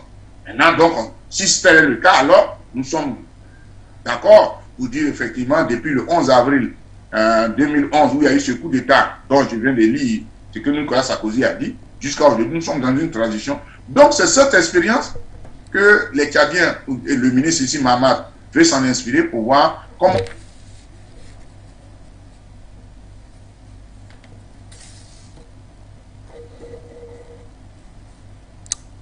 Nous retournons tout à l'heure du côté de Bruxelles, retrouver M. Tapé Groubera. On se tourne cette fois vers vous, M.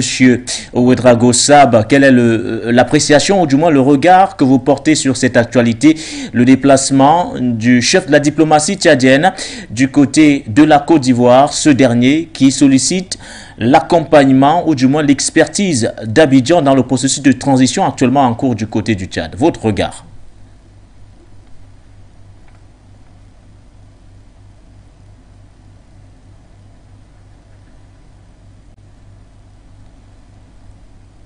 Peut-être avant de retrouver M. Ouedraogo Sab, on revient vers vous, M. Inas Adama. La même question, je vous la pose en retour. Votre regard, ou du moins l'appréciation que vous faites de ce déplacement du chef de la diplomatie tchadienne du côté d'Abidjan en Côte d'Ivoire.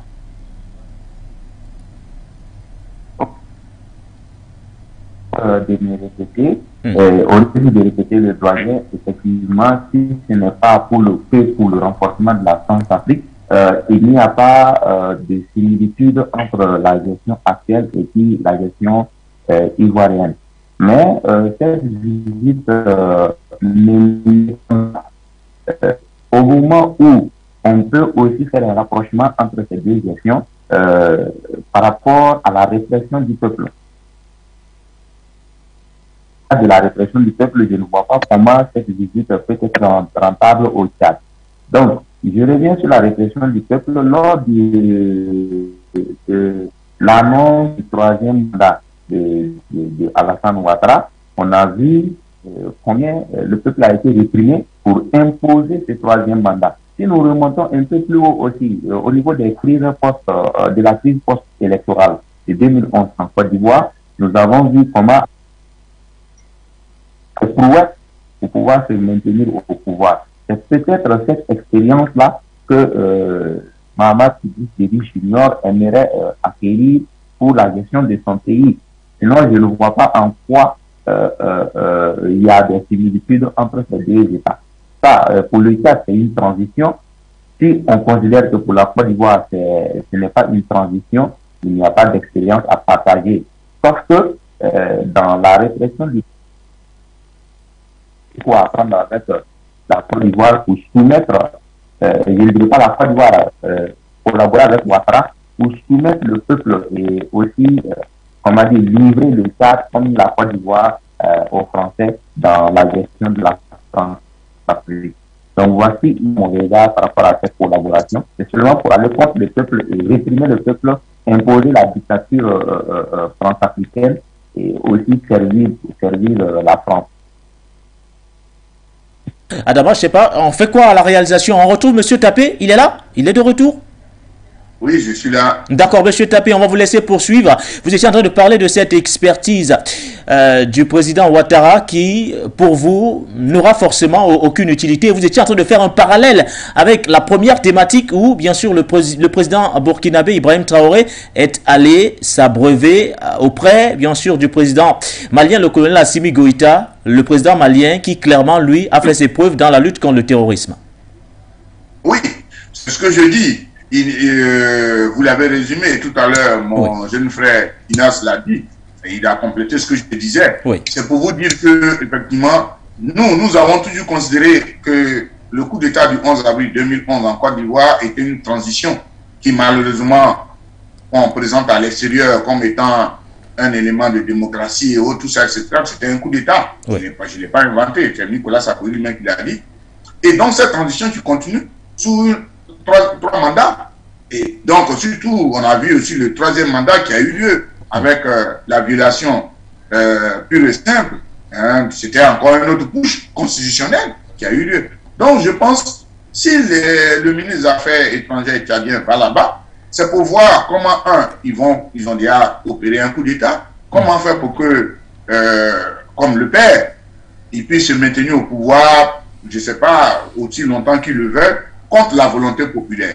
Parce que ce que nous disons et que les gens doivent comprendre, si une population est à l'aise, si une population sait qu'elle a la sécurité avec quelqu'un, elle va accepter par rapport aux motifs qui sont avancés d'une loi interne, on peut l'appeler comme on veut. Parce que les gens, on essaie de nous blaguer en nous racontant des histoires. Pour ceux qui l'ignorent, un pays comme l'Angleterre n'a pas de constitution. Je ne sais pas si les gens le savent. Donc la constitution n'est pas quelque chose de immuable qu'il faut brandir partout. L'Angleterre n'a pas de constitution. Donc si on a vu le président Mohamed Kadhafi, qui était là depuis septembre 1969 et qui a été tué par les forces impérialistes occidentales. Mais ce peuple-là aujourd'hui, si vous rencontrez des Libyens, ils étaient à l'aise. On a pris un groupe de parvenus aux États-Unis qui ont créé le Conseil national de transition pour venir détruire ce pays qui aujourd'hui n'a même pas un seul gouvernement, n'a 3 gouvernements. Donc, si véritablement le peuple, c'est ça, si M. Ouattara ou bien M. Mahamat veut faire quelque chose, c'est de faire un référendum. Si le référendum lui donne la possibilité de faire 10 mandats, c'est le peuple qui a choisi. Mais on ne s'en pas chez soi et puis on fait une petite constitution et puis après on va mater les gens. C'est ça qui pose problème. Et il faut donner la possibilité. C'est ça. Si le peuple dit que vous pouvez faire 10 mandats, c'est le peuple qui a décidé. Vous faites le référendum en bonne et due forme. Le peuple dit, voilà, pour prendre l'exemple tout bête, si par exemple le président Ibrahim Traoré, après ça, le moment arrive, il fait un référendum, la population dit non, compte tenu de ce que tu as fait, nous voulons que tu continues et que nous voulons même que tu restes pour 2, 3 mandats, c'est le choix du peuple autonome et souverain du Burkina Faso. C'est la même chose qui se passerait si M. Mahamat Idriss Déby était avec le peuple. Mais il n'a rien avec lui. Le seul allié qu'il peut avoir, c'est la France-Afrique. Voilà. Il n'a pas l'opposition avec lui. Parce que l'opposition aussi joue sur les 2 tableaux.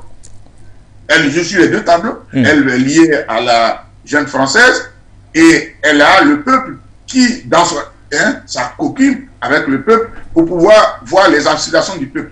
Les aspirations du peuple ne sont pas les aspirations, par exemple, de M. Masra. Parce que M. Masra, lui, son éthique, c'est de prendre le pouvoir. Or, ce n'est pas la prise du pouvoir qui importe. Les populations veulent un changement. La fin d'une dictature qui est installée de manière, comme on appelle, héréditaire. La fin d'une situation, d'une vie normale des Tchadiens. C'est ce qu'ils demandent. Ça, c'est l'aspiration des peuples tchadiens. Je l'ai toujours dit sur ce plateau. Maintenant, M. Ouattara, est-ce qu'il fait l'aspiration des Ivoiriens? Je dis non, puisque beaucoup de personnes sont en prison. Alors, je vous parle, pour vous donner un exemple. La loi de 2015 permet aux anciens présidents de la République d'avoir leur argent. Le 7 avril 2021, puisque le président Gbagbo et le ministre Blé Goudon ont été totalement acquittés le 31 mars 2021, le 7 avril, ça est sur YouTube, vous pouvez voir, M. Alassane Ouattara a dit que le président Gbagbo et le ministre Charles Blé Goudé peuvent rentrer en Côte d'Ivoire et le président Gbagbo, en tant qu'ancien chef d'État, va bénéficier de tout ce qui lui revient. Or, la loi de 2015, non, pardon, de 2005, pardon, lui permet d'avoir ses avoirs. À l'heure où je vous parle, le président Gbagbo n'a même pas encore politisé un seul pique-nique. Vous voyez, donc, M. Ouattara, voilà quelqu'un qui ne respecte aucune loi. Mme Pilcheri Balé a été mise en prison comment? Parce qu'à moins qu'on nous dise que maintenant, aucun Ivoirien ne doit aller au Mali, et je pense que peut-être bientôt, maintenant, mon frère Ignace ne verra plus, puisque vous avez eu le malheur, le président du Burkina Faso a eu le malheur d'aller voir ce M. Assimi Goïta. Tout Ivoirien qui ira certainement au Burkina Faso sera considéré comme un danger public, puisque le seul tort qu'on a reproché à Mme Pilcheri Balé, c'est d'être allée au Mali. Elle est revenue, on n'a même pas eu la décence de lui dire, on vous donne une convocation, on lui dit venez récupérer votre passeport et votre téléphone portable. Lorsqu'elle arrive, on crée des motifs et elle est en prison jusqu'à aujourd'hui. Aujourd'hui, officiellement, nous ne savons rien.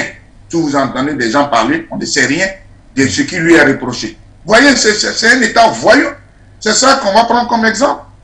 Voilà la différence qui est là. Nous avons, il y a une vidéo qui circule sur les réseaux sociaux, une dame qui parlait. On a, depuis 7 ans, on devait installer un genre de métro avec les plis gonflants en Côte d'Ivoire. Et il y a eu une réunion. La dame, donc chaque fois, le métro, depuis 7 ans qu'il devait être installé, on cherche qu'on a déguerpi les populations. Et là, c'est la violation de l'article 11 de la Constitution ivoirienne qui dit que lorsqu'on déguerpit quelqu'un, on doit le dédommager. Mais Ouattara ne respecte rien en Côte d'Ivoire. Donc, c'est un tel monsieur qui va servir, je ne sais pas d'exemple. Le seul exemple dont nous pouvons parler ici, c'est de la France-Afrique. C'est aussi simple que ça. C'est-à-dire que le régime de Déby, qui sait qu'il n'a aucune légitimité, Parce qu'avec ce qui s'est passé, trop grave. Logiquement, M. Déby aurait été sincère. Nous l'avons fait des propositions. C'est de créer une commission d'enquête qui doit dire, comme ça, lui au moins, il prend le temps de prendre du recul et de dire oui, en tout cas, ce qui s'est passé n'est pas bien. Et une commission d'enquête, inviter tous les autres pour qu'on en discute. Mais au lieu d'avoir cette posture de dire oui, c'est un groupe qui est manipulé de l'extérieur, etc., qui est venu, il y a eu une insurrection, etc. Alors que quand on regarde, il y a eu un policier qui est certes mort, mais il est mort à la suite de ses blessures après. Oui. Des gens qui viennent pour une insurrection ne viennent pas des morceaux de bois, ils sont armés correctement. Comment ça s'est passé en Côte d'Ivoire? On l'a vu lors du procès. Pendant qu'on faisait avancer les femmes, il y avait des gens à l'intérieur qui avaient des kalachnikovs. Est-ce que c'est le cas? Nous ne pensons pas. Donc M. Déby n'a plus la population avec lui. Il y a l'opposition qui est là, oui. Et nous avons le groupe armé, le FAT, qui est là. Donc vous avez, il est encadré de partout. La seule possibilité pour qu'il puisse continuer de rester au pouvoir, c'est de faire appel à la junte qui elle-même étant je vais dire, un parti, puisque le président Macron s'est déplacé spécialement au, comment on appelle, l'intronisation, c'est le mot que je vais utiliser, l'intronisation de Mahama, ce qu'il n'a pas fait pour le Mali, ce qu'il n'a pas fait pour le Burkina, ce qu'il n'a pas fait pour la Guinée, mais il a fait spécialement pour le Tchad. Ils étaient mal, parce que là, à un moment donné, les journalistes sont trouvés du 2 poids 2 mesures. Donc il faut relancer cela pour dire ce qui s'est passé. On va revenir avec vous, mais ne vous trompez pas, on ne va jamais aller à la Russie, on ne va jamais aller à la Chine, on ne va jamais aller à ça. S'il vous plaît, revenez, aidez-nous pour le faire. Donc pour le faire, il y a un lien qui est très simple, c'est M. Hassan Draman Ouattara. Il dit, il n'y a pas de problème, on va faire le nécessaire. On va vous montrer comment on mate les gens, comment on met les gens en prison, comment vous pouvez, officiellement, les 50 Tchadiens qui ont été tués, on va voir comment nous allons communiquer pour dire, effectivement, ce sont eux-mêmes qui sont venus se mettre devant le fusil pour se faire tuer, etc. Vous allez voir, c'est ce qui va se présenter. C'est ce qui s'est passé en Côte d'Ivoire. On a tué, coupé la tête de quelqu'un, on a décapité, on a joué sa tête avec au football. D'abord, les gens qui ont été là n'ont jamais été arrêtés. Et quand on présente, c'est lui, le monsieur lui-même qui a certainement dû prendre un couteau pour se couper la tête. Voilà ce qu'on va présenter comme au Tchad. C'est cette expérience nauséabonde qu'on va nous présenter bientôt au Tchad. Dommage. Bien dommage selon vous, M. Tapé Grubera. Je me retourne vers vous, M. Ouedraogo Sahaba. Quel est le regard que vous portez aujourd'hui sur le climat tendu qui prévaut du côté du Tchad? On rappelle bien sûr que le 20 octobre dernier, de vives manifestations ont éclaté du côté du Tchad, des manifestations organisées d'ailleurs par les principaux partis de l'opposition. Selon le bilan officiel relevé jusqu'à présent par le gouvernement tchadien, on a enregistré officiellement donc une cinquantaine de morts et plus de 300 blessés. Par la suite donc, il y a cet accompagnement ou du moins cette expertise d'Abidjan qui a été sollicitée par le chef de la diplomatie tchadienne, M. Bahamat Saleh Anadif. Alors, quel est le regard aujourd'hui que vous portez sur cette actualité? Oui, aujourd'hui, je porte le même regard que mes prédécesseurs. Et nous savons tous que Alassane Draman Ouattara est l'ambassadeur de la France-Afrique. Et nous avons vu comment Mahamad Déby a pris le pouvoir. Alors, si Mahamad Déby a assassiné plus de 200 personnes, a séquestré des personnes, a contraint des gens à l'exil, à la suppression de leur liberté, bon, il va de soi qu'il parte bénéficier de l'expérience de Alassane Draman Ouattara, qui a fait au moins 2 coups d'État. Le coup d'État par la rébellion et le coup d'État constitutionnel légitimé par la France et les autres instances qui ne l'ont pas condamné et qui s'acharnent sur les pays qui veulent réellement quitter leurs conditions d'aliénation telles que le Mali, le Burkina Faso et la Guinée.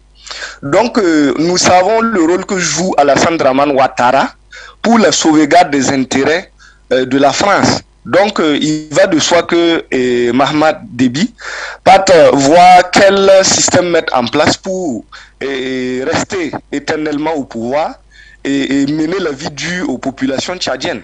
Voilà un peu le regard que je fais.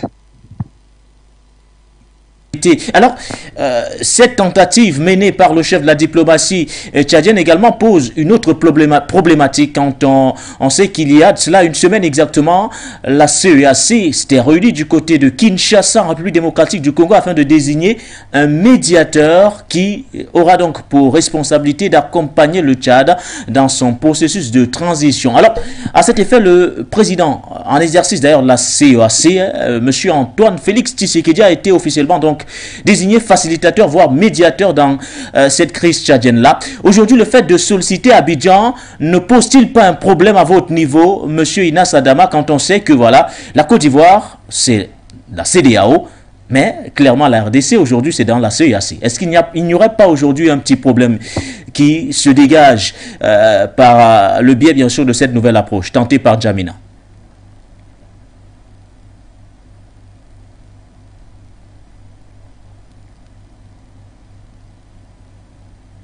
Peut-être avant de retrouver M.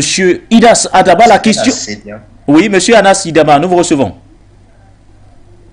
Oui, je disais que les médiations au Burkina, même par les institutions internationales, ne sont pas beaucoup trop acceptées par le peuple puisque ne partent pas dans les intérêts du peuple. Donc, je parlais de l'exemple de la CEDEAO quand Gengere avait voulu forcer les dirigeants de la transition en son temps, en 2015, pour prendre le pouvoir. C'est cette même CEDEAO qui avait envoyé une délégation pour introniser Gengere en tant que président. Et c'est là le peuple avait refusé. Oui. Donc, tout médiateur choisi par la CEDEAO ou peut-être même par l'Union africaine ne répond pas nécessairement à ce que le peuple soit mis dans ses droits.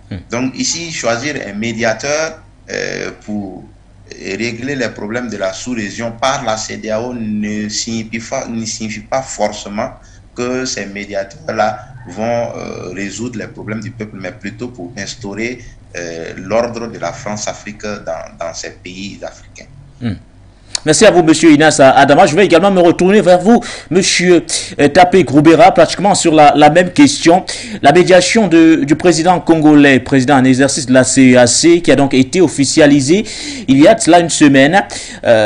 Quelques jours plus tard, l'accompagnement d'Abidjan, ou du moins l'expertise du président Ouattara est sollicité. Est-ce que c'est une façon indirecte de nous dire que clairement, Monsieur Tshisekedi n'aurait pas les coudées suffisamment franches pour résoudre la crise tchadienne? Oui, ça veut dire ça, ça veut dire autre chose, comme je ne cesse de le dire. En réalité, il y a du saupoudrage à travers cette situation. C'est-à-dire on a sollicité Monsieur Tshisekedi, qui est au niveau de l'Afrique centrale, à ses pairs. Évidemment, ça paraît tout à fait logique, puisque c'est dans un cercle bien déterminé, celui au niveau des CAC.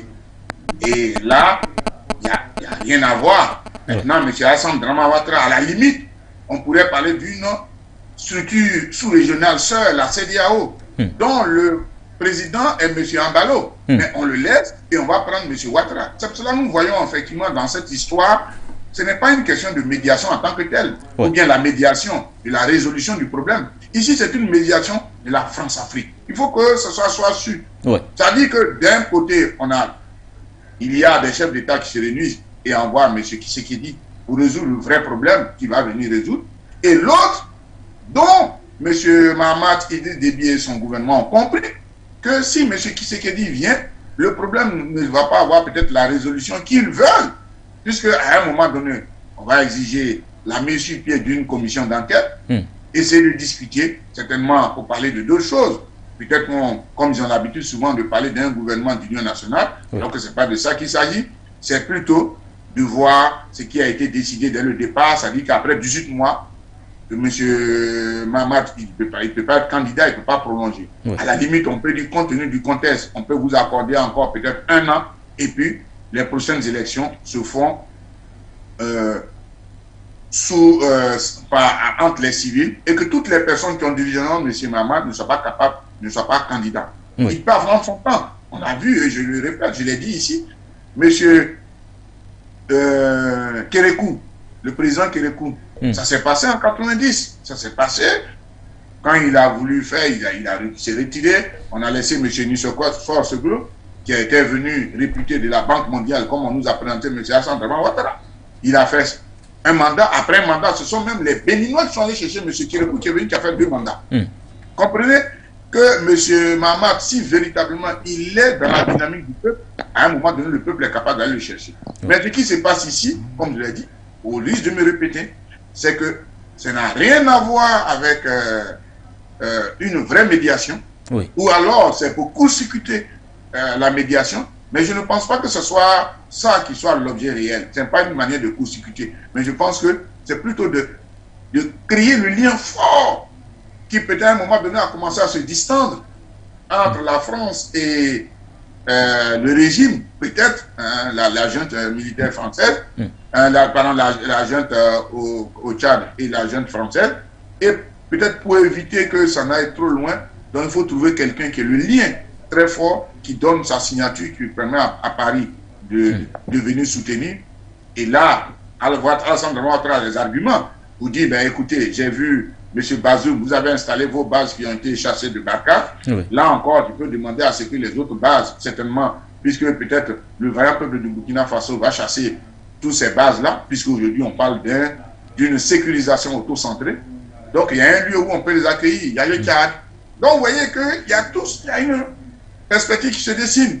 Pour avoir des bases pour que la France-Afrique ne meure pas, pour que la France qui continue, parce qu'il faut qu'on le sache. Nous parlons ici, comme je dis, c'est une chaîne tellement sérieuse que nous sommes dans une dynamique de pédagogie. Il faut enseigner des choses aux gens, pour que les gens comprennent. Souvent, la présence militaire de la France est inspirée depuis De Gaulle. Au-delà des ressources et autres choses, De Gaulle l'a dit dans ses mémoires que s'il y avait une 3e guerre mondiale à laquelle il était convaincu, comme à partir de la 2e guerre mondiale en Yémen, qui a eu lieu, c'est à partir de l'Afrique. Pour ceux qui ne savent pas, il faut lire ses mémoires, je présenterai certainement le bouquin tout à l'heure. C'est à partir donc de l'Afrique qu'ils ont libéré la France et l'Europe. Donc s'il y a une 3e guerre, c'est à partir de l'Afrique que ça va se faire. Donc c'est ça le sens des bases. Et donc cette logique qui est là, qui est une logique qui est sous-tendue par ce que j'appelle la puissance française en Afrique, qui a ses vassaux, c'est ça qu'on va continuer. Ce n'est pas le moment de disperser nos forces. Monsieur Macron, il faut aider le Tchad à ce que M. Mahamat, avec des élections comme Ouattara sait le faire, truquées, qui n'ont aucune assise populaire, on va le faire, on va l'installer. Monsieur Tshisekedi va venir, c'est vrai, au nom de la CEMAC, parler, c'est vrai, on va parler de ça, mais en même temps, M. Ouattara va essayer de faire de la communication pour qu'on puisse lui dire de ne pas le faire. Et ensuite, même, on peut aller plus loin. Vous dire à M. Tshisekedi, avant d'aller au Tchad, passe à Paris, pour qu'on te dise bonjour, comme on le dit souvent. Donc, après Paris, vous allez voir qu'il va avoir concordance des vues. Quand il va venir, c'est ce qu'il va répéter, c'est ce que Ouattara aura répété, c'est ce que Macron aura répété, ainsi de suite. Et tout ce que nous avons souhaité pour le vaillant peuple du Tchad va être mis à l'eau. Voilà donc la logique qui est sous-tendue dans cette histoire. Il n'y a rien d'autre que de envoyer ou bien de mettre comment on appelle le Tchad dans la moule de la France-Afrique. Sinon, tout le reste n'est que du bavardage. Ouattara n'a aucune expertise à ce que nous savons. Maintenant, si on nous dit que, comme nous l'avons toujours dit, que c'est une transition, de le faire, mais la transition que Ouattara peut montrer, c'est comment faire pour mettre les opposants. Comment dire, parce que M. Ouattara n'a jamais, je dis bien jamais, été critiqué par les journaux français. Tout ce qu'il fait est merveilleux. Tout ce qu'il fait est merveilleux. Même lorsqu'on a décapité Nguessan Toussaint, on a trouvé ça merveilleux. Ça, c'est vraiment incompréhensif pour nous. Merci à vous, M. Tapé Goubera. M. Ouedraogo Sahaba, lorsque vous regardez la situation qui prévaut aujourd'hui du côté du Tchad, on parle bien sûr du climat socio-politique, ça vous fait penser à quoi exactement, avec bien sûr ces manifestations enregistrées le 20 octobre dernier, le bilan officiel qui a été relevé par les autorités de la transition de ce côté. Par la suite, on a eu l'un des principaux partis de l'opposition qui est en mode dislocation. Aujourd'hui, on parle surtout du parti les Transformateurs, où le premier vice-président a donc officiellement démissionné. Il s'agit de M. Moustapha Masri, ainsi que plusieurs référents et coordonnateurs de ce parti politique. Que vous inspire le climat socio-politique tchadien aujourd'hui? Oui, le climat socio-politique tchadien me laisse prévoir une insurrection populaire et une envie des Tchadiens de changer de système politique et de système social.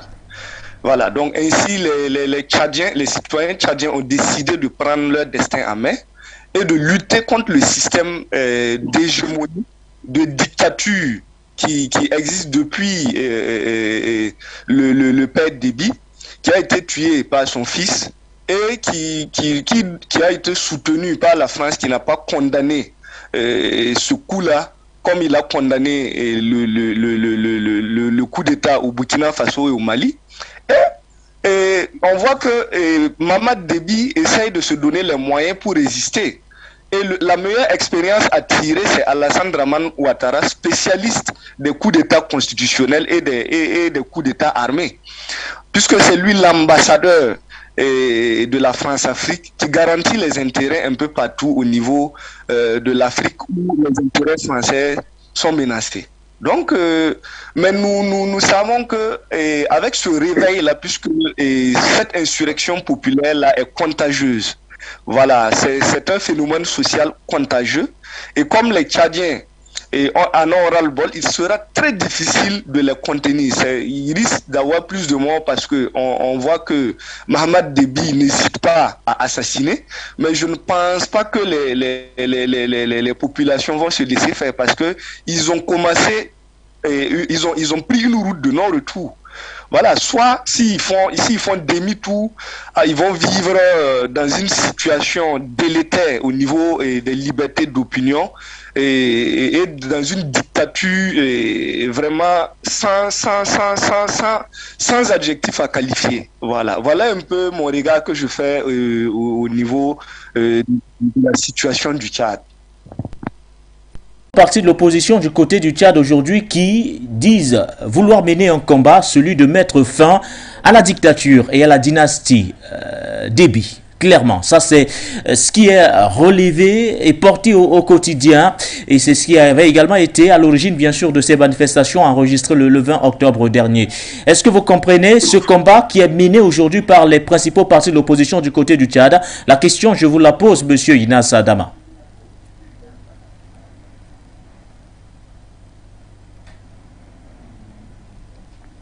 Actuellement, nous comprenons, puisqu'on ne peut pas être sous un même régime, c'est-à-dire le régime supposé démocratique devient autocratique et qui va se passer de père en fils. Donc c'est normal que le peuple veuille un changement et le peuple veut pouvoir soit